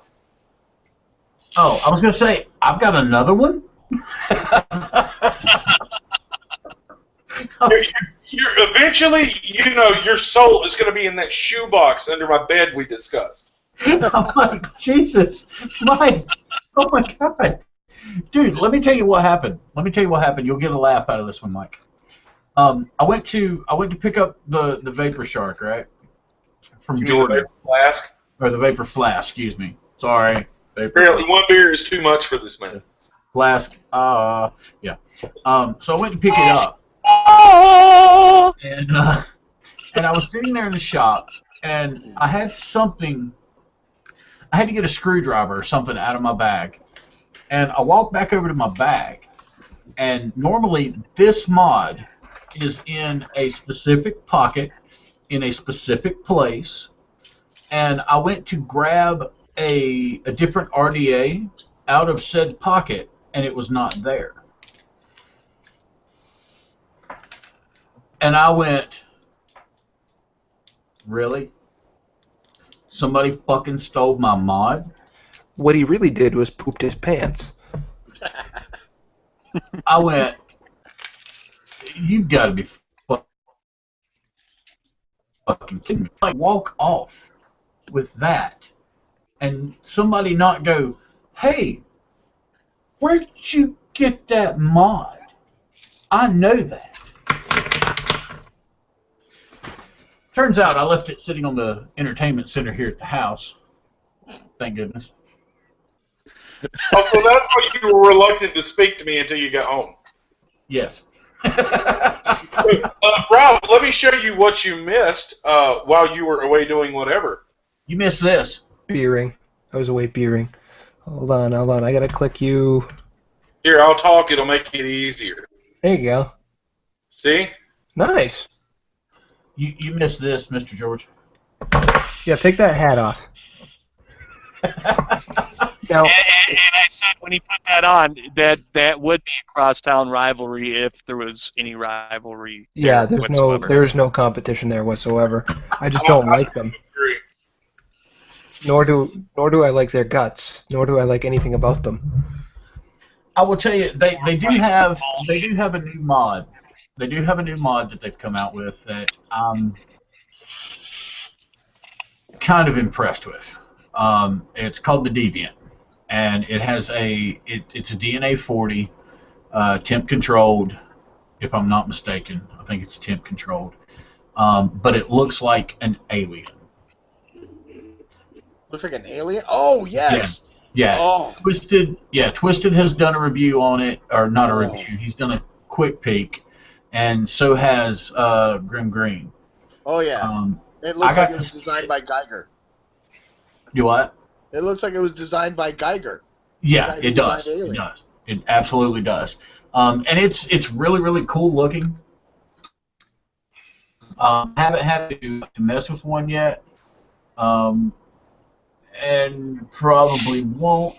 Well, I heard the price tag's going to be somewhere around $700. Yeah! No. I think they were talking $150 tops. Yeah, it's Mad Vapes. It's not going to be expensive.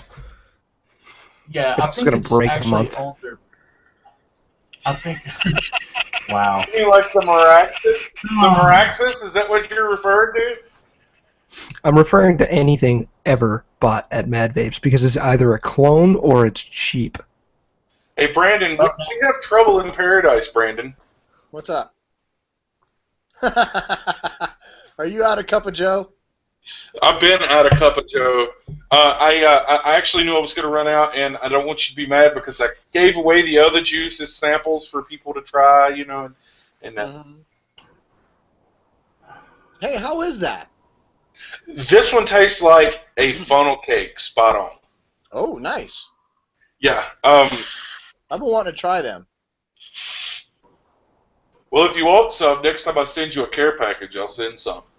Well, you got to send me stickers so I can get your bottles etched out. Yeah, it's with everything that's been going on. You've got well over 200 mils of juice sitting here waiting for them stickers so I can etch your bottles. I know. Hold on. I want to show you something. I got this today. I picked this up at the local vape shop. That's my wife's favorite Addy, the tugboat. Well, it's the black tug.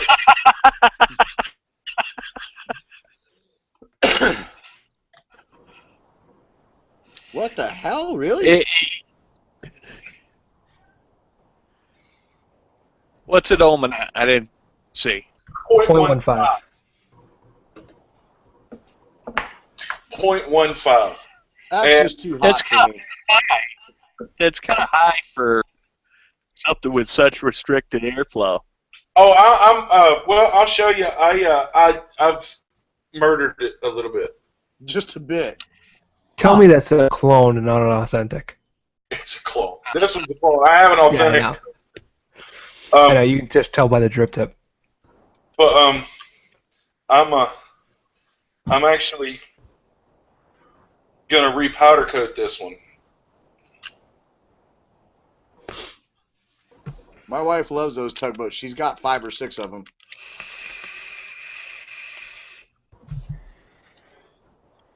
Although I did just order her a nuke. You guys know what I'm pissed about?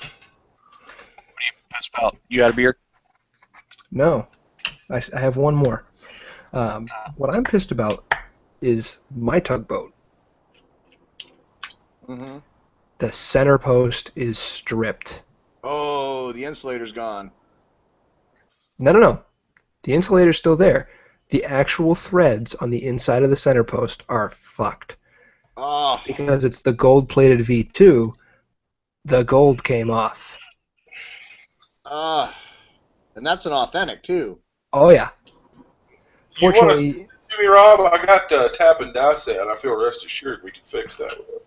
Oh, yeah, I have quite a bit of taps, and I should be quite able to do it, considering, again, part of my daily routine as a industrial controls and automation expert. No, I'm actually just going to order a brand new one from Flawless, because they go for pretty cheap on their website. For the authentics? Yep. How much are the authentics?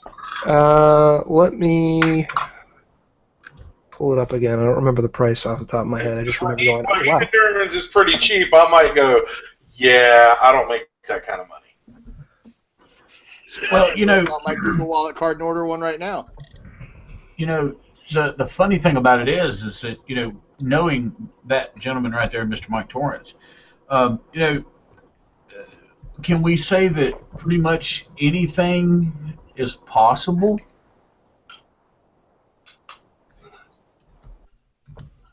What, to powder coat that?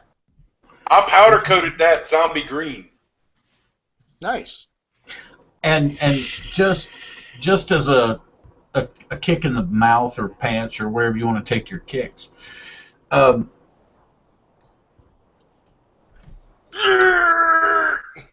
it is actually powder coated inside Oh, nice.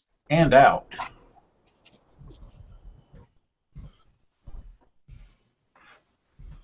You get that price there, Really well on that pink skull. I'm looking for it. Hold on. What's the website? Flawless? But you know how vape companies are. Their websites are impossible to find.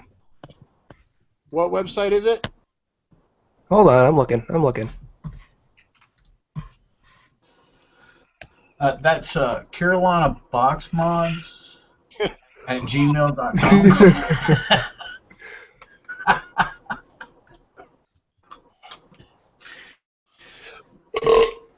Hell, they got Royal Hunters for $50. I've had FlawlessVapeShop.com. Found it. Yep, I'm looking for the actual link to the. Hold on, should be under accessories or something. Actually, if you just Googled Flawless Vape Shop, the third one down says Tugboat. Oh, that's the box mod.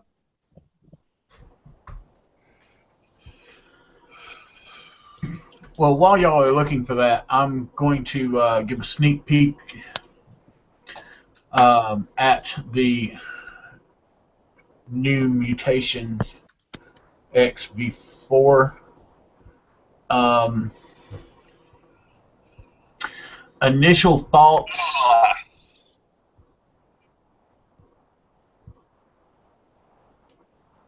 I'll be right back. I don't know. Send it to me. I'll tell you. Well, it's got things about it that I like. I like the bottom airflow. I like that. That's really nice. That was a nice added touch to it. And I don't know if it's the juice well, but it seems to be that it's drying out wick very, very quickly, and it's not that low of a build.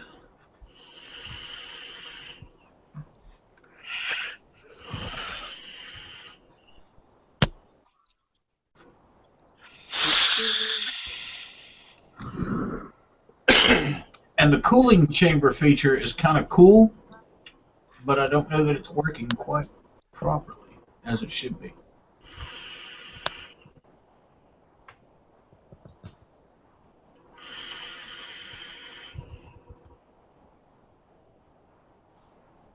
But overall, not a bad Addy. Around the $40 price point on that. That ain't bad.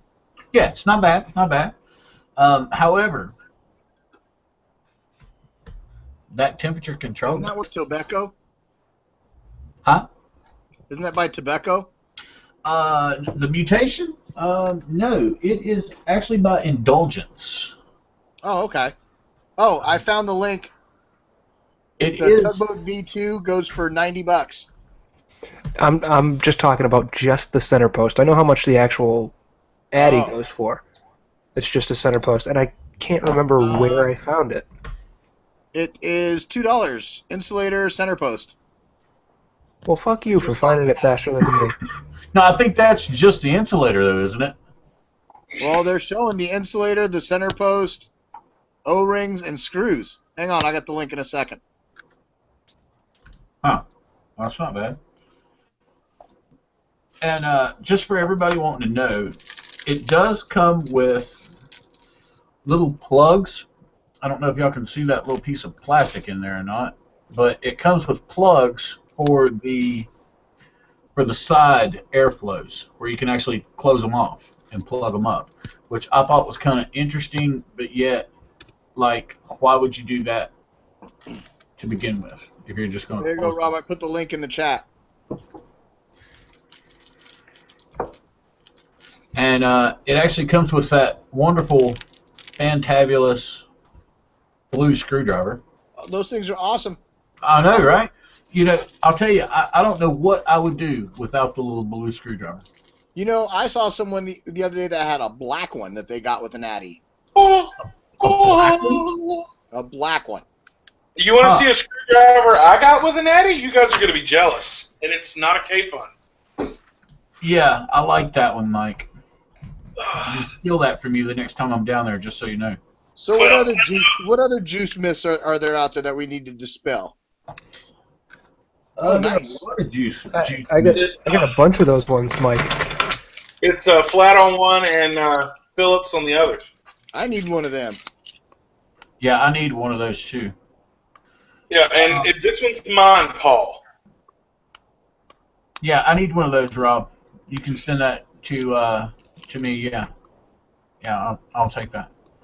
Yeah, actually, I probably could. I'll give it to Bob next time I see him. Cool. You may want to give one to Bob too, because I think he's got one. I'm pretty sure he's got one. The one you're going to give to Bob, you can just have him send to me. Bob left. Yeah, Bob dropped signal, I believe. But we will continue on the hopes that he will make it back in. Myth number 2, that e-cigs are safe. In addition to potential toxicity from chemical byproducts which could harm users over the long term, e-cigs carry another safety risk, that liquid nicotine is extremely toxic when swallowed. Well, that's true. That is a true statement. However,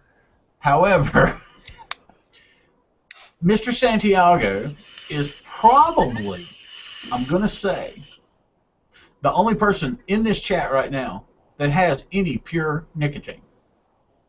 Actually, I do not deal with just straight pure nicotine.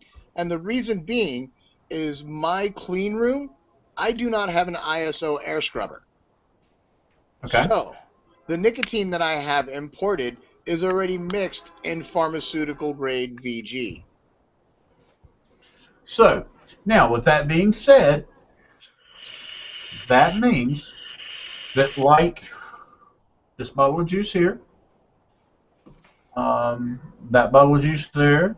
Mm-hmm. That bottle of juice there. This bottle of juice here. If I was to drink it, which I am a smart individual, I have common sense, and I know that if I drink said bottle, that some bad things could possibly happen. Like the You're gonna get fact sick as that hell. it may make me sick. And that's, I think, a fair statement to make across the board. Absolutely.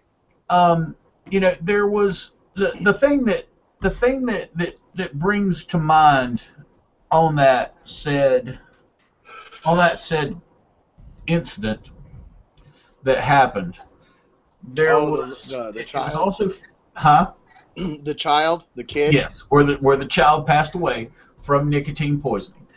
Um, there was it was later researched and found that the parents of said children were visiting a friend, and somehow there was a bottle of straight nicotine that was left sitting on a low shelf with no cap on said bottle.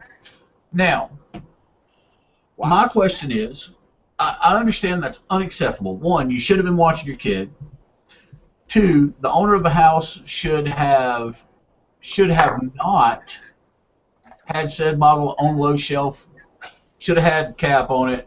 I mean, there's things that as an adult that you need to do and you must do to be safe in everything. True. So the question I have is it fair to punish all of us by saying that e-liquid is not safe because one individual or several individuals, as the case may be, are being irresponsible with a product? I agree. It is definitely not fair to say that it is the vaping community's fault or any specific product located within the vaping community. Because if you remember, and I know you will because we're about the same age, back in the early 80s, the big thing about putting child-proof caps on chlorine, on bleach bottles, because kids were getting under the sink and they were drinking it. Same exact thing. They didn't Exactly. blame the chlorine companies. All they did was make them put safety measures in place. And I agree with that. But now my question to you is, did the price of bleach go up?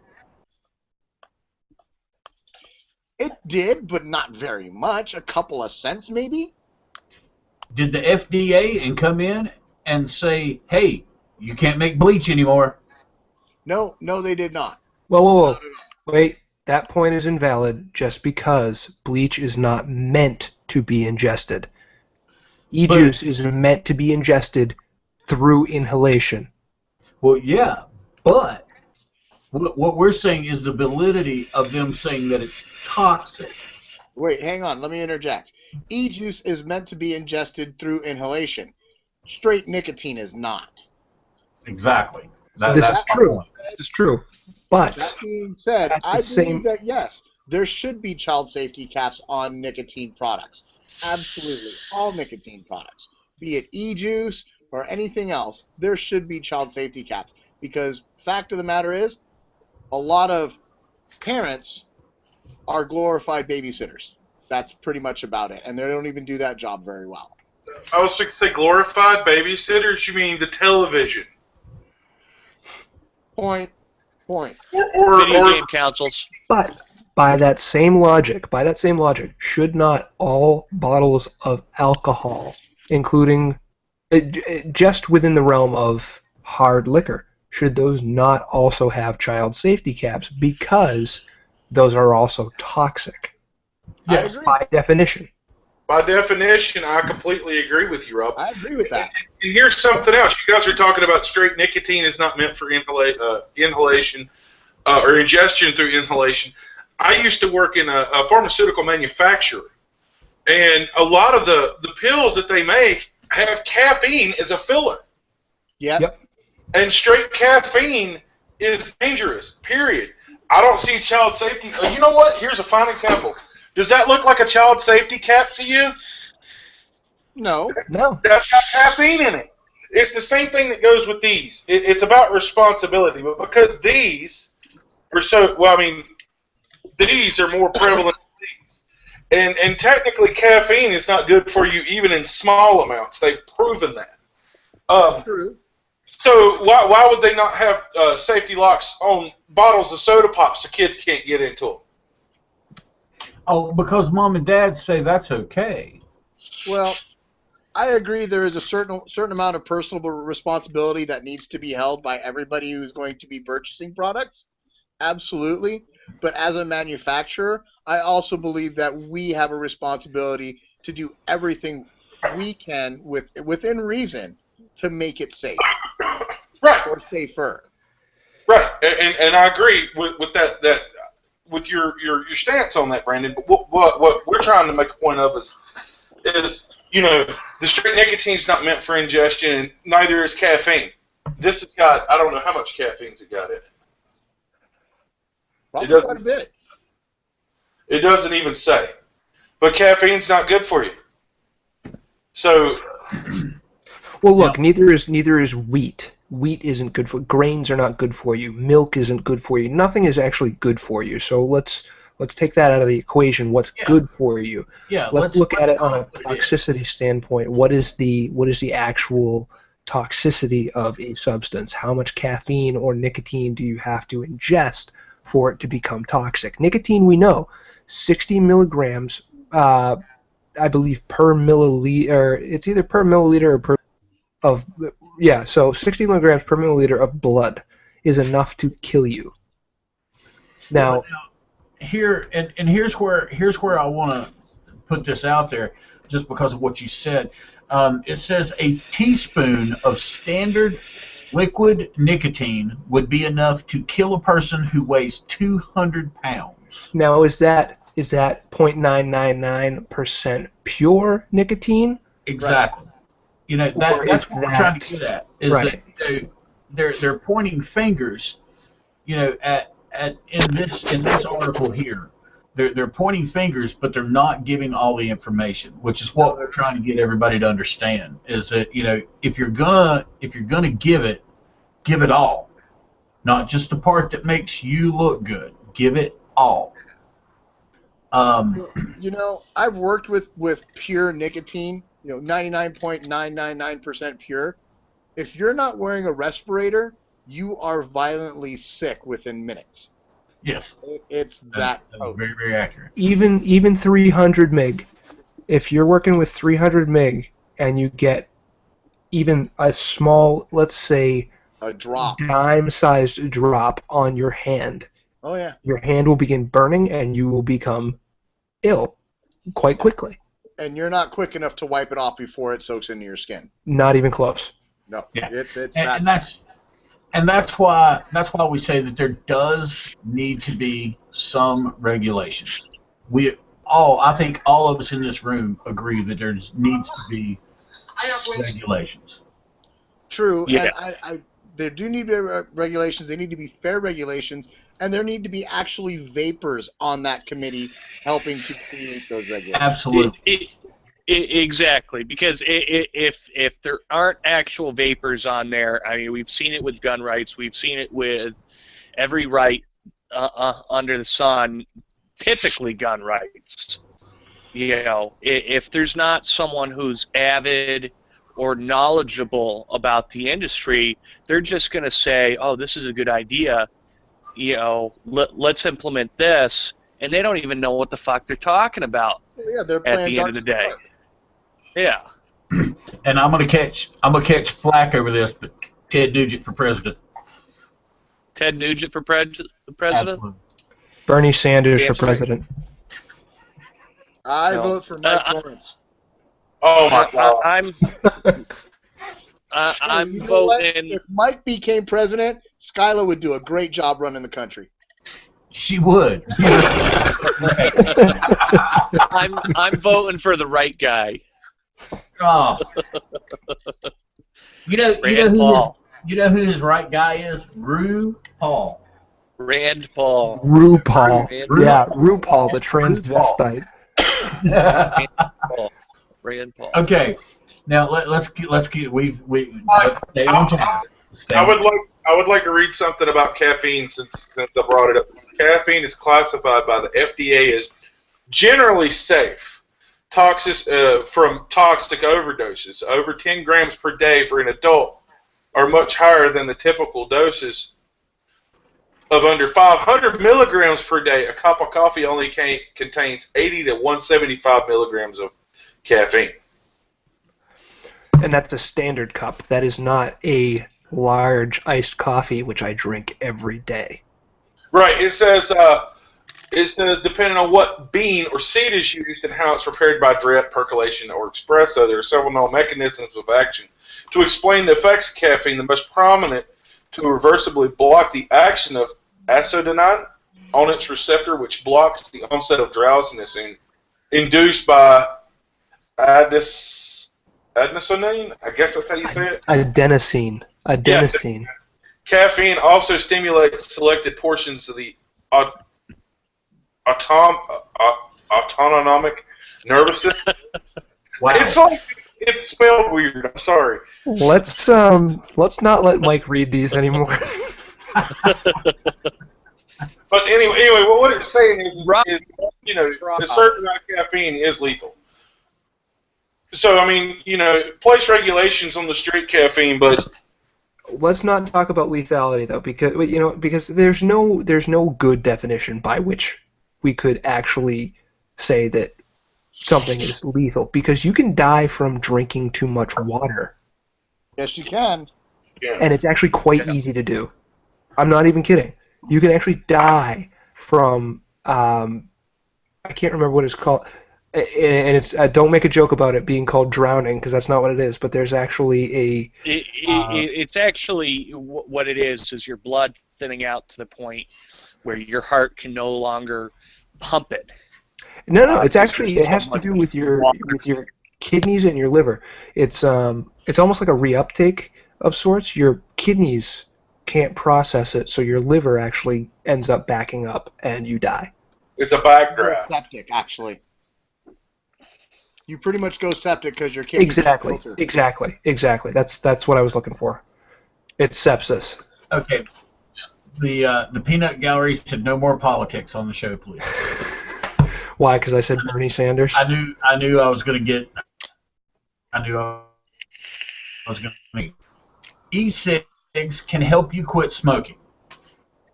All right. It says a few studies looking at whether or not using e-cigs to help people kick the habit have mixed results. There are 5 of us in this room. We're going to go off that for just a second here. Some studies have found cigarettes up smoking fewer regular cigarettes, but they were more likely to give up smoking entirely. Overall, the authors of a recent scientific review conclude that studies reflect real-world e-cigarettes use found that e-cigarette is not associated with successful quitting. Taken together, the studies suggest that e-cigarettes are not associated with successful quitting in general population-based samples of smokers. There's even some evidence that e-cigs may get non-smokers hooked on nicotine. Studies have found that as many as 1/3 of young e-cigarette users have never tried conventional cigarettes. Now, I can actually attest to this. My younger brother vapes. He's never smoked a cigarette, and I'm actually kind of happy he vapes versus smoking. Now the standpoint that nobody quits smoking by vaping. I was a 4-pack of smoker a day. I quit smoking. Okay. I was a pack to a pack and a half a day.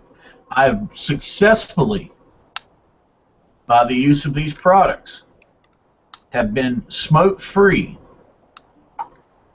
for 3 years.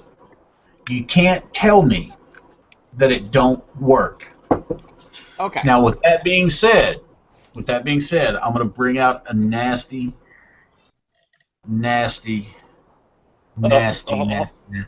thing. Hold on, Brendan. Brendan's got something to throw. Go ahead, Mr. My Santiago. thoughts on that, you can go to a patch, you can go to a login, you could try, what was that, Chantex, you can try vaping. Until the person is actually ready to just put down cigarettes, nothing is going to make a person quit. I honestly, I disagree. I disagree. And the reason I disagree is because, and this is just a theory, but I believe that nicotine replacement products do not work. That's disgusting, Paul. Oh, that is awful. That's horrible, I Paul. believe that all other nicotine replacement products do not work because they do not contain enough nicotine to successfully quit smoking through a means by which a smoker can quit smoking. I believe it's more of a, and this is, again, just kind of a thought, it's, again, hand-to-mouth motion, actually having something come out of your mouth in terms of steam, vapor, whatever you want to call it, and that satisfaction that you get from the instant rush of inhalation as opposed to sticking a patch in your arm or putting a lozenge in your mouth or putting Chantix in you or Wellbutrin or whatever you want to do, whatever cessation aid that you choose, they don't work because you don't have that hand-to-mouth motion. Agreed. Humans are creatures of habit, and if you are a smoker, then you're used to doing this. Right. And if you can replace that habit with something that is, arguably more healthy, like these, then then technically you're still satisfying the urge of the habit, and then I agree with the all-knowing over here. Now, let me do something right quick. Let me turn off the fan. This, ladies and gentlemen, this is what's going to get you to quit smoking. Well, the other thing is smokers use their cigarettes as a timer. We know how long it takes to smoke a cigarette. Yeah. So you get that 15-minute break during your workday. You step outside, you have a cigarette, you know that's 10 minutes gone. And that's a really hard habit for long-term smokers to break. Yeah, It really is. You both have very valid points, and I can see where vaping and not what Paul is doing. Come on, man. Vaping would help you. It's somebody that's made up their mind to quit, and it's even though you have your mind dead set on it, it's still hard because you've still got the repetition of the habit. Right. Like I said, the hand to mouth. Oh, and if you can replace it with this. You don't like the future of vaping? Are you kidding? I'm watching Paul blow those huge clouds. I'm jealous. Cloud cost of the future right there. I'm telling you, man. Hey, look, If we don't fight for our right to vape, that's our future. Paul is our future, and it's very bleak. Here. This, ladies and gentlemen, this is what's in here. And I did this so I can show you. That. Well, turn your camera back on. There you go. That right there is what the cigarette companies are wanting you to put inside of you. What is that material? Is that cotton? Is that rayon? What is that? Well, this is kind of a rayon-y type outer. It's made out of this fantastic stuff called Fuctifino. Yeah. Right? It looks, now honest, it looks and like a bloody tampon. No, it actually feels like fiberglass. It really does. It feels like a fiberglass type material, this part. Great. Now, right here. It doesn't tear. Yeah, it does not tear. Yeah, it's It does tear. very light. I mean, it took a bunch. And it is a very, very fibrous You can see that. Yeah. Very fibrous material. Now, here's where it gets interesting. That right there is a little plastic kind of tube that is a mesh type material. And then when you hit the button, guess what's in it? Yeah. Look at all that smoke. It's a coil. You can see it right there, starting to heat up pretty good. Oh, there's your glow. Hey, Now, at least they heat it up from the middle. Yeah, they do heat it up from the middle. But it's heating up from the middle of a plastic tube with what I can only assume Put your hand behind it, Paul. is kind of a, we're going to call that. Yeah, it didn't focus. Yeah, it makes me nervous just holding the damn thing. Well, it's not going to bite you. I can tell you that. That's a good thing. Yeah, but it may kill me. I'm not. But did you die? Not yet. Wait a minute. The operative term. Becoming sick. He got liquid nicotine on his skin. I did, and I do feel a bit nauseous. But he might just have to poop that. We're going to call it. What's that little cheap white shit that they send with all the Silica? Yeah, silica. That's the word I'm looking for. Because if you can also known as sand, also known as glass. Yeah, glass, sand, silica, and fiberglass. This is bummer. You broke it. I was hoping the whole thing would come apart, but there is your vaping device. Wow. Holy shit, it actually focused. Yeah, I know, right? Isn't that amazing? It actually focuses when I tear it apart. But this is what the cigarette companies, this is their... However, I must admit, now I have a cool little blue neon LED light. There you go. I got one of those too. I will find a use for that somewhere. Yeah. But yeah, this is what they're trying to get everyone to be happy about. And I don't know about y'all, but to me,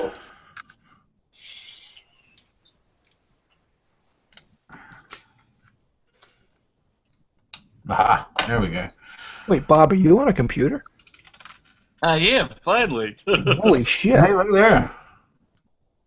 And the light that you guys are seeing comes from that little itty bitty LED in there. Yeah. Does it show backwards on everybody's? No, You're fine. Okay. Bob, to hold on. Let me. I'll type this in chat, Bob. Okay. Oh, hold on. Can I get the battery? Oh, please tell me I can get to the battery. Pair of 10 snips. It'll be a little tiny watch battery. I think I can actually see the actual battery down in there, which is really, really cool. Because What's the next myth we got? the next myth is that e-cigarettes do not produce secondhand smoke. Well, that's true. They produce vapor. Oh, it's so cute.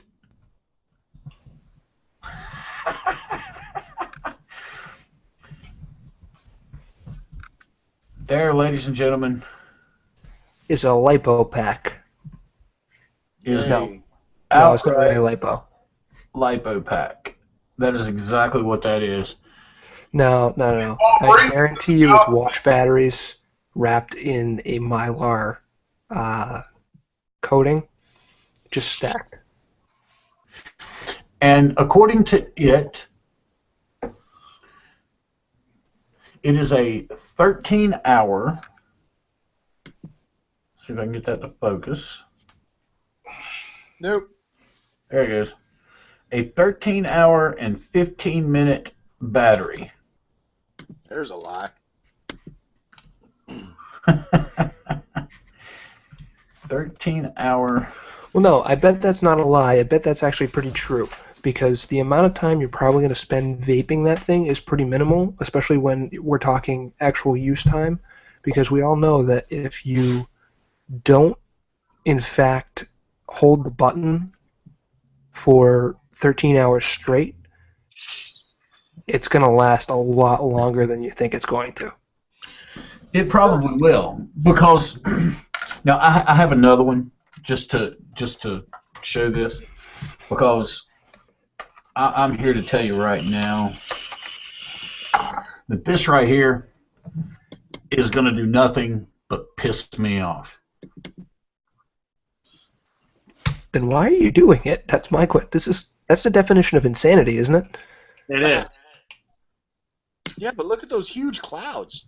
Well, that's the point. You would have to be insane to try to want to quit smoking with one of these products. I've seen people do it, and it's all about, like what Rob was talking about with the hand-to-mouth motion, and that's all it's about, really. And with those, you are actually getting quite a bit of nicotine. I can imagine. Yes. I can imagine it's very harsh. Yes, it is, and I can tell you. Now, this comes from another reviewer. Okay. This bottle is nic strength of 3 milligrams. Yep. 3 milligrams. Not this identical one, but one very, very similar to it, had 52 milligrams of nicotine in it. Yep. Not Now, surprising. this says it has no tar, no ash, no flame, no secondhand smoke. No second-hand smoke. And no flavor. Also a good point.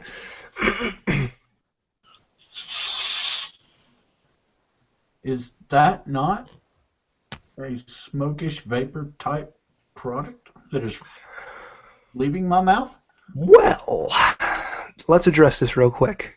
Secondhand vapor has been studied, and it has been shown that it is minimally conducive to transferring nicotine. You have to directly inhale it into your lungs to absorb it properly. Otherwise, it degrades in the air due to oxidization from, obviously, oxygen coming into contact with the nicotine. In a vapor form, it takes effect a lot faster than in a liquid form. And that's what I wanted to get at. Vapor dissipates in 2 to 3 minutes, where cigarette smoke hangs around for 20 minutes or so, something like that. Yep. And that is why you see, normally I wouldn't have the black background behind me, but I want you to see just how quickly it dissipates.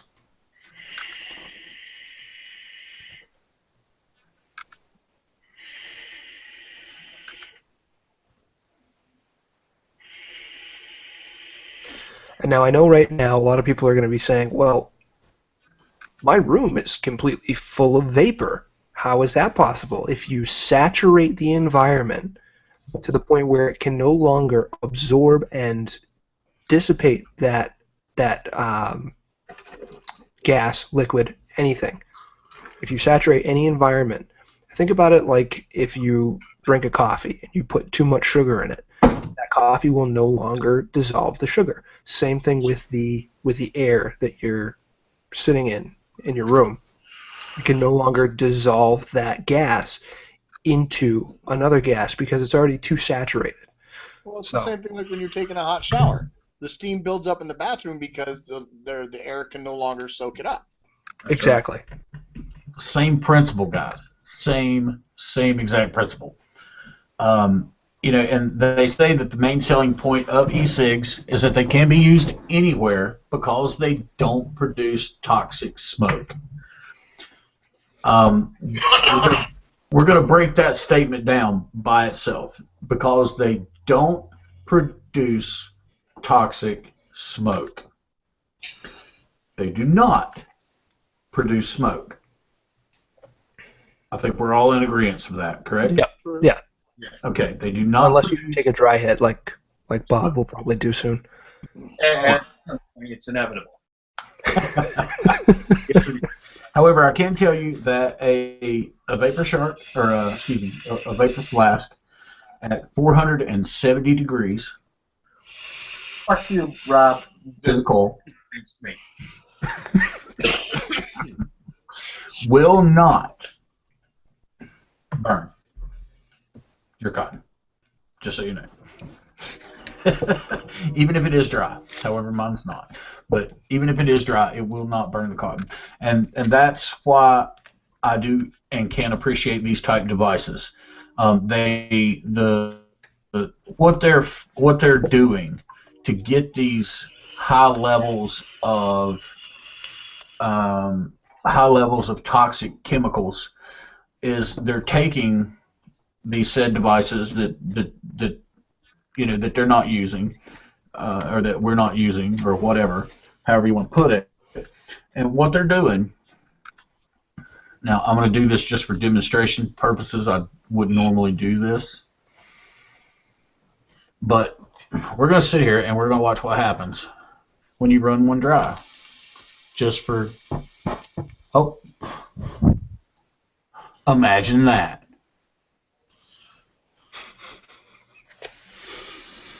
We all just started staring at the pretty fire. Yeah, pretty much. That's right, and that's what is causing. That's what's causing the harmful chemicals crap that they're talking about. But well, yeah, now, it's on fire. Exactly, it's on fire, and that's what you have to do.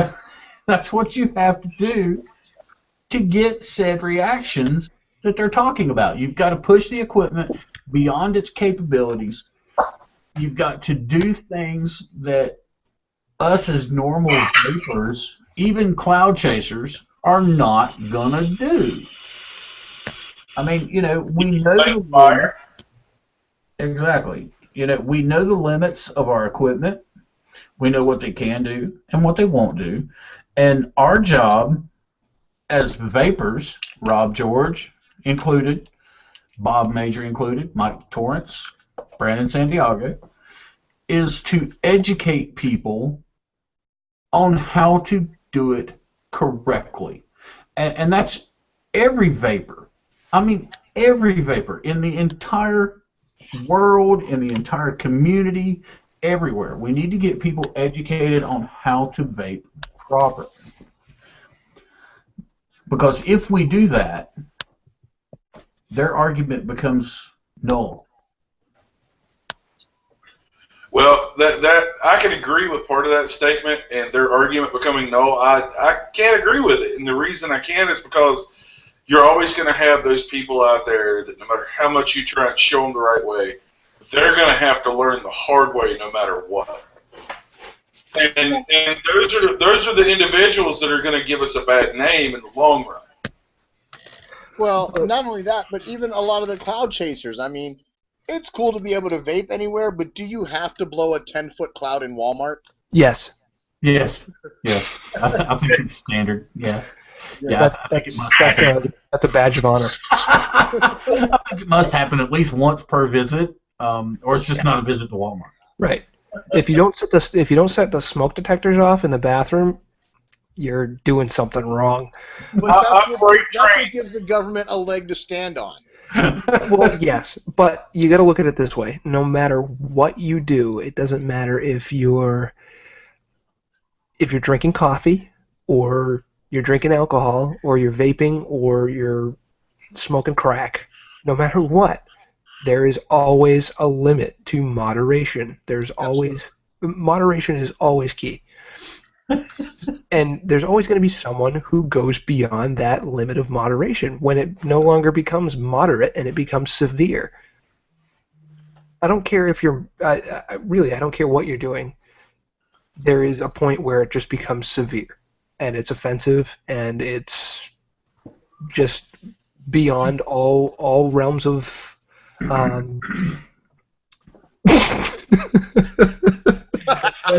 right. Hold on, Mike's Cornholio's butthole will speak now. You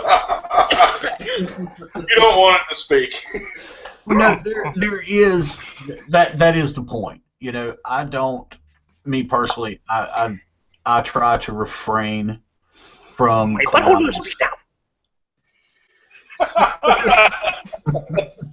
I try to refrain from clouds now in public places just because of, just because of that simple fact. You know, it has become courtesy too. It is. It's a common courtesy. It really it's just like I don't use. Even though we were joking about using the vape in Walmart, I don't use it in Walmart. I don't use it in Dunkin' Donuts. I don't use it in a bar.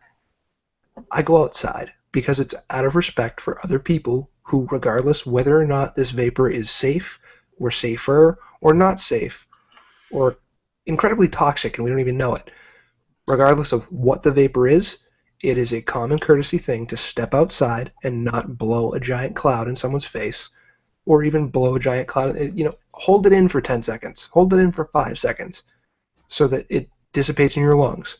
Because it does make a difference. It does. It makes a huge difference. It does make a difference, and we don't want to be assholes. I love being an asshole. I vape in the movie theater all the time. Well, that's just you. See, the great thing about going to concerts, though, is that propylene glycol is what's put in fog machines, so you can vape at a concert all you want. Oh yeah, we went to Carolina Rebellion. There were quite a few vapors out there. Yeah, but that's outside.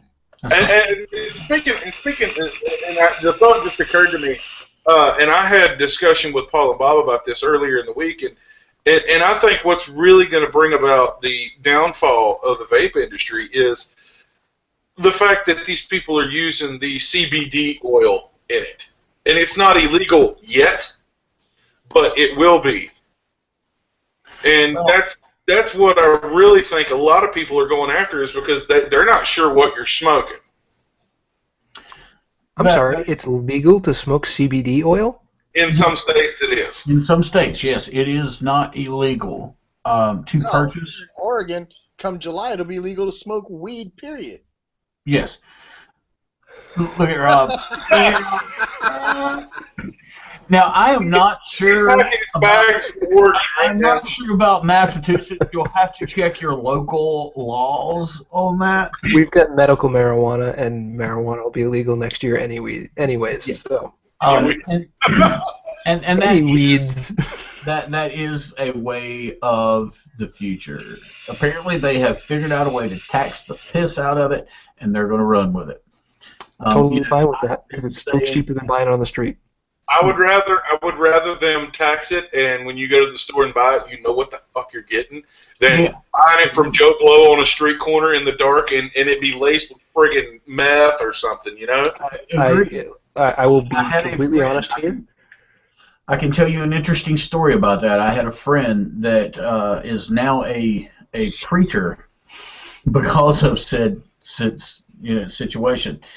He bought some weed from a guy and did not know that it was laced with embalming fluid. Ooh, PCP. Oh my God! Yeah. Needless to say, he said he smoked about half of a joint by himself, and the next thing he knew, he was sitting crossways in someone's driveway, and they were knocking on his door, and he was laid over into the passenger seat, and they thought he was dead. And shortly after that, he became an ordained minister and has not touched it since. So I can say, beyond a shadow of a doubt, yes. Okay. It grows in the ground, and if, quoting Mr. Cat Williams, if you happen to set it on fire, some things happen. Yet, they're in that same sentence. I've never heard anyone dying from the use of marijuana. You may think he's dead, but in a half hour, he's going to wake up again and go eat everything in your house. Oh, King Bob. King Bob. Okay, guys. We have come to the unfortunate show where it is no longer.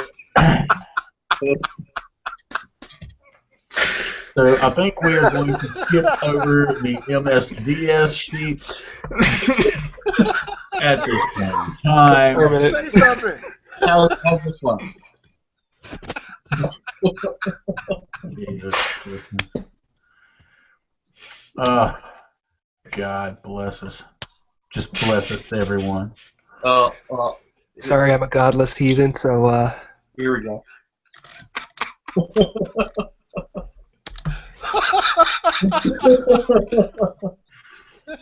Oh, Jesus. Oh, that's just precious. Jeez. Okay, so let's with that. Wow. Thursday, May 14th. Call to action. HR 2058, which would change the grandfather date of vapor products. Awesome. Everyone.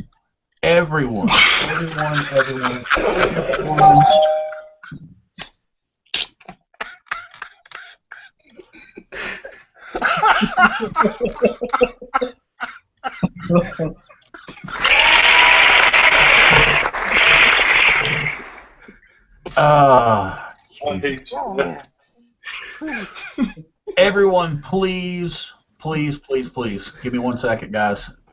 This was called to action from CASA. It is Deeming Authority Clarification Act of 2015, HR 2058. Tom Cole of Oklahoma,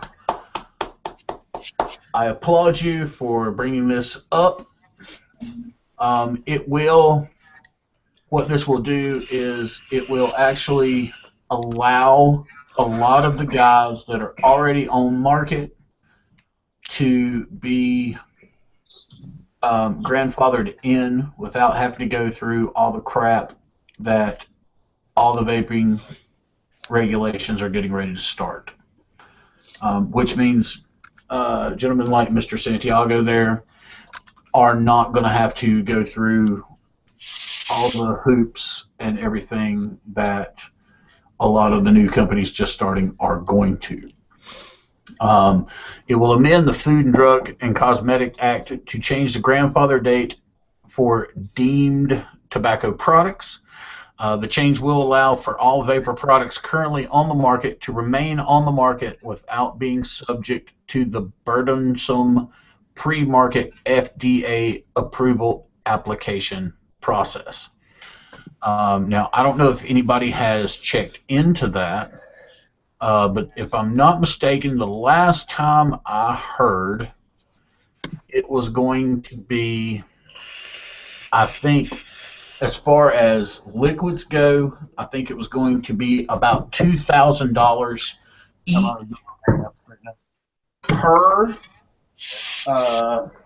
per nicotine strength, and also per flavor. Can you go into that a little more, Brandon, or do you know? I have not gotten that far into it. Okay. So I could not speak on that with any certainty. There's a lot to that to read. So I've gotten just a little. I've gotten a little ways into it, though. Yeah, it's pretty harsh. Let's leave it at that. It's pretty harsh. just as another thing, I believe that there would be an upfront charge just to be able to submit Yes. any further products for review. I Yes, believe it's something that is correct. absurd like I want to say what I heard was 500,000, but I don't know. I don't quote me on that because I'm not 100% sure, but I think that was the minimum was 500,000. What they're trying to do is make it so only the big tobacco companies can afford to do it. Exactly. Right. You know, and that's just ridiculous. I'm gonna jump on in here. We're going on 3 hours. Okay. Rock and roll time. I have not drawn enough things on Mike's head yet, so Wait, I draw things on other people's heads? yeah, you didn't see that? No. Oh my God, You Mike, missed turn that that? back on. Oh, I didn't. Turn draw back on. No. No. Do it to Bob, not me. Fine, I'll do it to Bob then. Fine. All right, Bob, take your hand away from your face.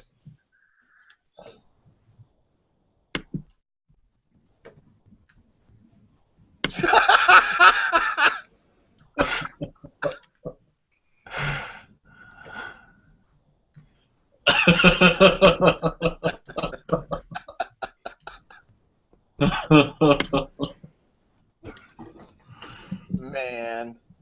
You're such a dick.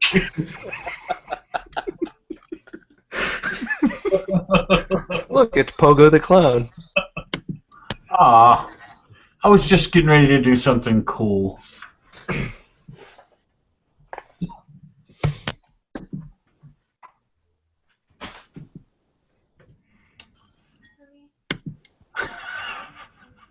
Yeah. We can't leave our esteemed colleague from across the pond out. What the hell?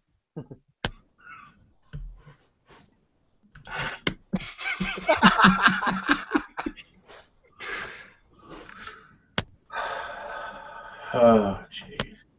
Jeez. Hey. Hey. Okay.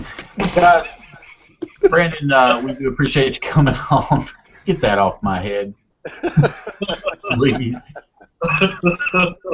Bobby gets some mayo, buddy. Yeah.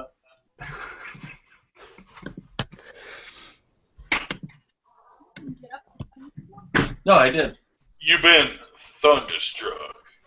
I don't know how to get it off of your face there, Mike. All right. There we go. Now, We're children. We're just crap children. happened here. I am now reversed and backwards. There we go. All right. So, Brandon, I do appreciate you spending some time with us this evening. It was very, very enlightening, and I do appreciate your time. And Mr. George, you too. Quit taking snapshots, Fucking Mike. Here, take one. Mike. I didn't do anything. It's been a lot of fun. Thank you for having me, guys. No, we can see you, Mike. That's what you forget. We can actually see who's doing the camera. Rob's Ah, doing shit. good. Rob did it too. Yeah, I have control over everything. I did not open the camera. Oh yeah, I did. Yes, you did. I just did. Sorry, my bad. Do not. And so did Paul. No, Paul didn't. It just said you did. Yeah, Oh. it says you did, Paul. No, I'm actually looking at the. Yeah, that's what I did too. Yeah, I'm looking at That's what I did. the image that Mr. Mike Torrance took of us. That was what I was doing as well, and now you're accusing And now me of Bob opening the opened camera. it too. Well, it just says you opened it. Anyway, But anyways, guys, we do appreciate you coming on, and we'll be more than happy to have you back anytime you're willing to put up with our shenanigans. Really? We're going to have to do a part 2 to this because there's so much that we did not cover Oh, Well, as I said in the chat, I would very much. Oh, there's me in the photos now. Anyways, I would very much like to, if at all possible, join the show as often as I can.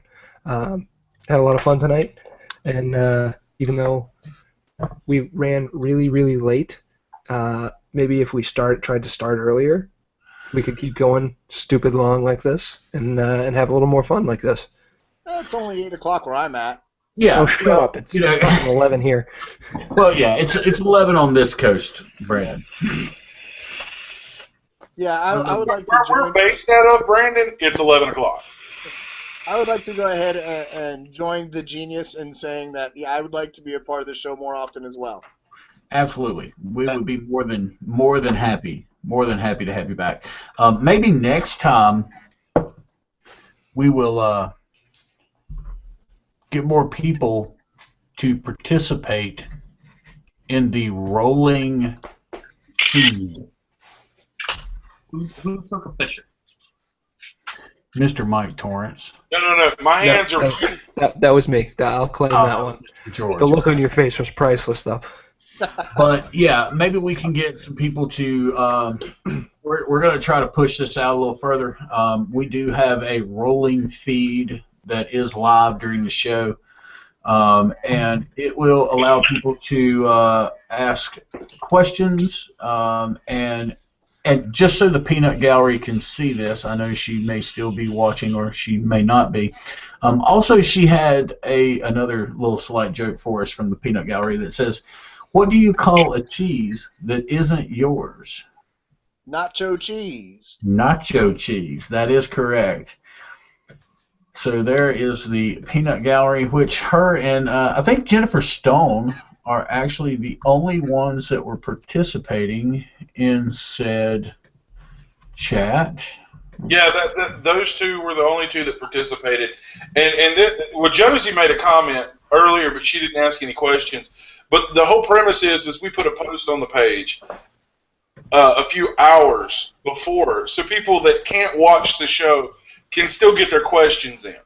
That's right. And because this is a live stream to YouTube, but it will automatically upload later.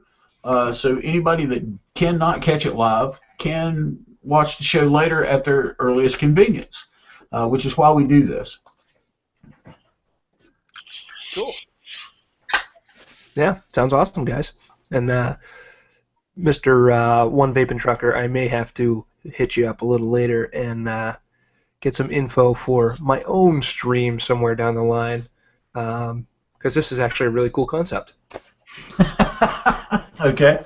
Hey, Rob. Well, we can definitely talk about that, Mr. George. I would be more than happy to share any information, and maybe we can even collaborate.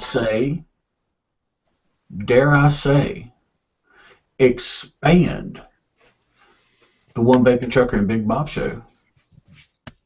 Yeah, we could do that.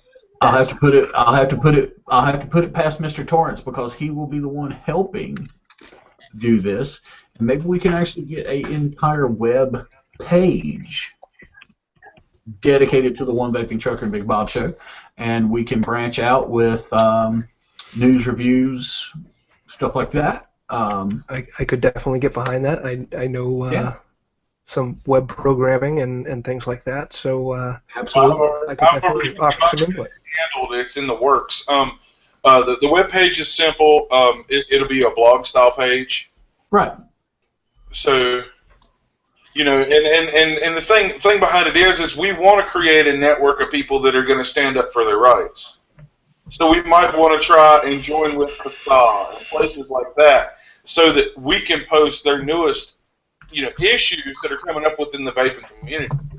I am actually a member of CASA. Well, I am a participating member, and also there are some other very, very good guys out there. The Vaping Militia is one. the guys over at TVA, the Vape Association, they have worked their way into a really good situation. So make sure you check them out. The vaping militia, I said, CASA. Guys, we can't stress this enough. Check out your local areas also. I know Georgia has one. It's called. We got one up here in the Northwest. Do what? We have one up here called the Northwest Vaping Association. Yes, the Northwest Vaping Association. I think it's SATA is one. And Georgia has one also that is limited, or well, not limited to, but handles the Georgia area. So yeah, most every state now is starting to get, let's call it a coalition kind of type thing to get everybody to to be able to get everybody together and get the information that they need to help with in any way they can. Hey Rob, are you still there? Yep, still here. Yeah, you too. Check the chat. I sent you a message. Yep, I got it. I sent you a request. Cool. All right. Final words? Brandon? Well, it's been a whole lot of fun. There's a whole lot of myths that we still need to go through and bring some more education to the people. Looking forward to doing it again. I'm up for doing it next weekend if you guys are. Absolutely. Well, we can do this while they're on the road this week if we can work it out. Okay. To finish this episode, because next weekend we've got a pretty big thing planned. But the thing is I would like to continue this. So we may, if these guys are willing, one night sit down and have an hour or two to just strictly go over these vaping myths and legends about the juices and the devices and the wire, etc. We can cover that in an hour easy, I feel. Yeah, I'd totally be willing to do that. Yeah, I don't think that would be an issue. Bob, do you have an issue with that? Oh, how's Wednesday sound? Wednesday sounds good to me. It depends on the time. So we'll have to reconvene on that issue at a later date once I figure out what my schedule looks like. But I feel like that would be perfectly fine. Wednesdays, I'm in the chat for the Robbie Dunn show, but I will definitely make an exception and do this one instead. Yeah. Well, if you guys want to do it Wednesday, we can work on a time. I was thinking maybe 6:30 p.m. Eastern. I'm home all day. Potentially, yeah. Like I said, I'll let you guys know what my schedule looks like, where I'm going to be that day in terms of work, and we'll reconvene on it. Yeah. Okay. Good. I know Mike will be hosting that one because I will be on the road. But yeah, I don't think that would be an issue with me at all. But yeah, so guys, you heard it here, and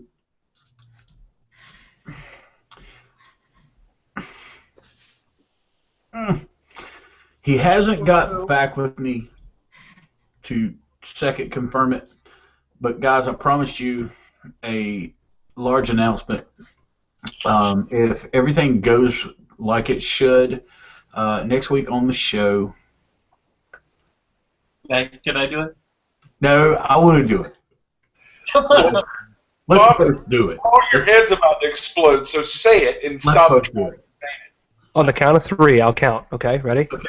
Ladies and gentlemen, next week, appearing on the show will be 1, 2, 3. What's going on, guys? It is Vaping with Twisted 420. Nice. That's right, ladies and gentlemen. We are back. We are back once again. Vaping with Twisted 420 will be on the One Vaping Trucker and Big Bob show. Guys, make sure you tune into that. That should be a wonderful, wonderful show. I can only imagine where things will go with do you, with Paul's a little fanboy about it. He's been. I am. I am. I've got to admit it. I have watched vaping with Twisted 420 since just about day one of my vaping career. It is going to be a sheer honor to have him on the show, just as it was with Mr. Rob George and Brandon Santiago. And, although I'm sure it'll be a little more of an honor to have Vaping with Twisted 420 than Rob George. Well, I'll tell you, it's odd you should say that, because I will say that I feel as a vapor that everybody has a place in the vaping community. The guys that are up top and the guys that are down on the bottom. I consider myself one of the guys down on the bottom. It is very humbling to be told yes by, in my opinion, someone as high up in the community as Vaping with Twisted 420 to join us on the show. Definitely, and that'll be a very cool experience for all of us, I think. It will be. And in advance, thank you for Vaping with Twisted 420 for coming on. Yeah, absolutely. Yeah, it was kind of a fanboy thing. Sorry. It's a big deal. It's a big deal. So you know how your fanboy feels now, right, Paul? I do know how my fanboy feels. Oh, and just I'll put it out there. Kyle, love you, brother. I'm not even going to say the terrible things that I could say because it's a human being. I had to do it. That is my one biggest fan, the way I understand it. And he is a friend of mine and Mr. Mike Torrance's, and I'm sure he will be turning red in the face as he watches this. I'll make sure he watches it. Yeah, make sure he sees this, Mike. But yeah, guys, we appreciate it. Thanks for tuning in. For everybody that actually came in or stayed in. Wow. Thank you for everybody that participated tonight and that will watch in the future. We want to get the word out there. If you can't watch us live, watch us on YouTube. That's absolutely correct. And believe it or not, for our 3-hour show, we still actually have 2 active viewers as we speak. Nice. So that's a nice record. It is. It is. All right. I'm sure we will find out who they are later. I know one of them. It's probably Jen. I gotta leave. My fiance's gonna kill me. Bye, guys. Bye, Rob. Have a good night. Be good. Let us know, man. All right, brother. Take care. I'm out of here. It's dinner time. Thanks so much for having me, and I look forward to being on again. All right, Mr. Santiago. Hey, you need to send me some more too. Yeah. Saying, I haven't had any cup of Joe. Oh, look. Oh, he's pouting. Yes, he has. He lost. He lost. He got to taste it over here. I'm just saying, how can I form an opinion? I will take care of you. Just hit me up. That's the eye roll. We got the eye roll. Just saying. Jeez. Mr. Santiago, for God's sakes, please keep doing what you're doing because you're doing a good thing, man. Can't say enough about it. You gotta thank Josie too, because Josie's a big part of it as well. Yeah, Josie. Yeah, I was hoping we could get. I was actually hoping we could get her on for a minute. Maybe next time. Napping. Huh? He's downstairs napping. We were out till about 3:30 in the morning last night, and then up and running early this morning. That sounds like loads of fun. Maybe we can get her on another show. Yeah. Exactly. We can do that, absolutely. But she is every bit a part of Blue Collar Vapes as I am. We do everything 100% together. We mix juice, we bottle it, we get it out to everybody. There isn't a part of Blue Collar Vapes that isn't her and me equally. Cool, and that's good to hear. That really is. A lot of companies that are couple companies from time to time end up going one side or the other. So it's good to hear that you guys are still able to do it together and would. If I didn't have her by my side doing it, I wouldn't be doing it at all. Absolutely. That's and, great. and I say the same thing about Skyla because Yeah. without her, this wouldn't exist. And to be honest, without the peanut gallery, this would have never been, and we probably wouldn't be here now. So yeah, big shout out to all the other halves that put up with us and help us and help us develop what we are. Yep. Absolutely. All right, fellas, until next time, have a great night. And remember, it's always about one nation under a cloud. There you go. Have a good night, y'all. Sure. BCV for life. Vape strong, everybody. Hey, I got my final words now. Okay. What are your final words? Can't say it enough. You don't fight for your rights, they just get taken away from you. You know, the whole keep the shiny side up, rubber side down, keep the wheels a turning, vape on, vape strong, keep on dripping. Answer those calls to action, people. Answer them. I can't say that enough. I cannot say that enough. Your elected officials know if they do away with vaping, you're going to do away with them next time the election cycle comes around, because their head will be on the chopping block every 2 to 4 years. So that's it. Don't forget, Bob, stay frosty. Oh, yeah. Stay frosty. Guys, we really do appreciate you tuning in. Next week, like I say, Vaping with Twisted 420, everything goes according to plan.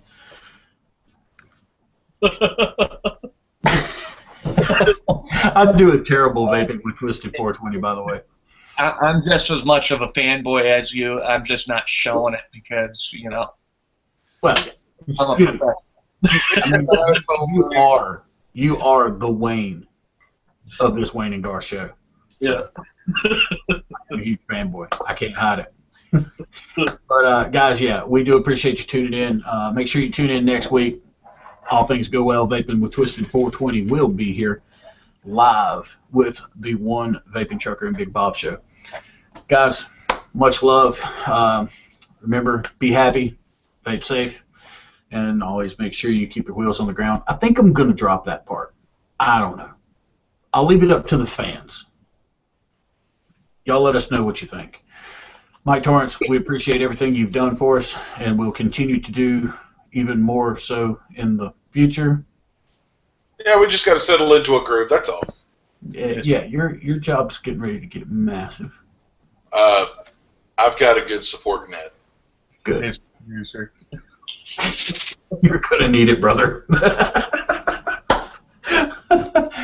Let's blow My this thing support up. net's already been editing all our posts on the Facebook page, so we don't look like idiots. Who has? My support net. Oh, thank you, support.net.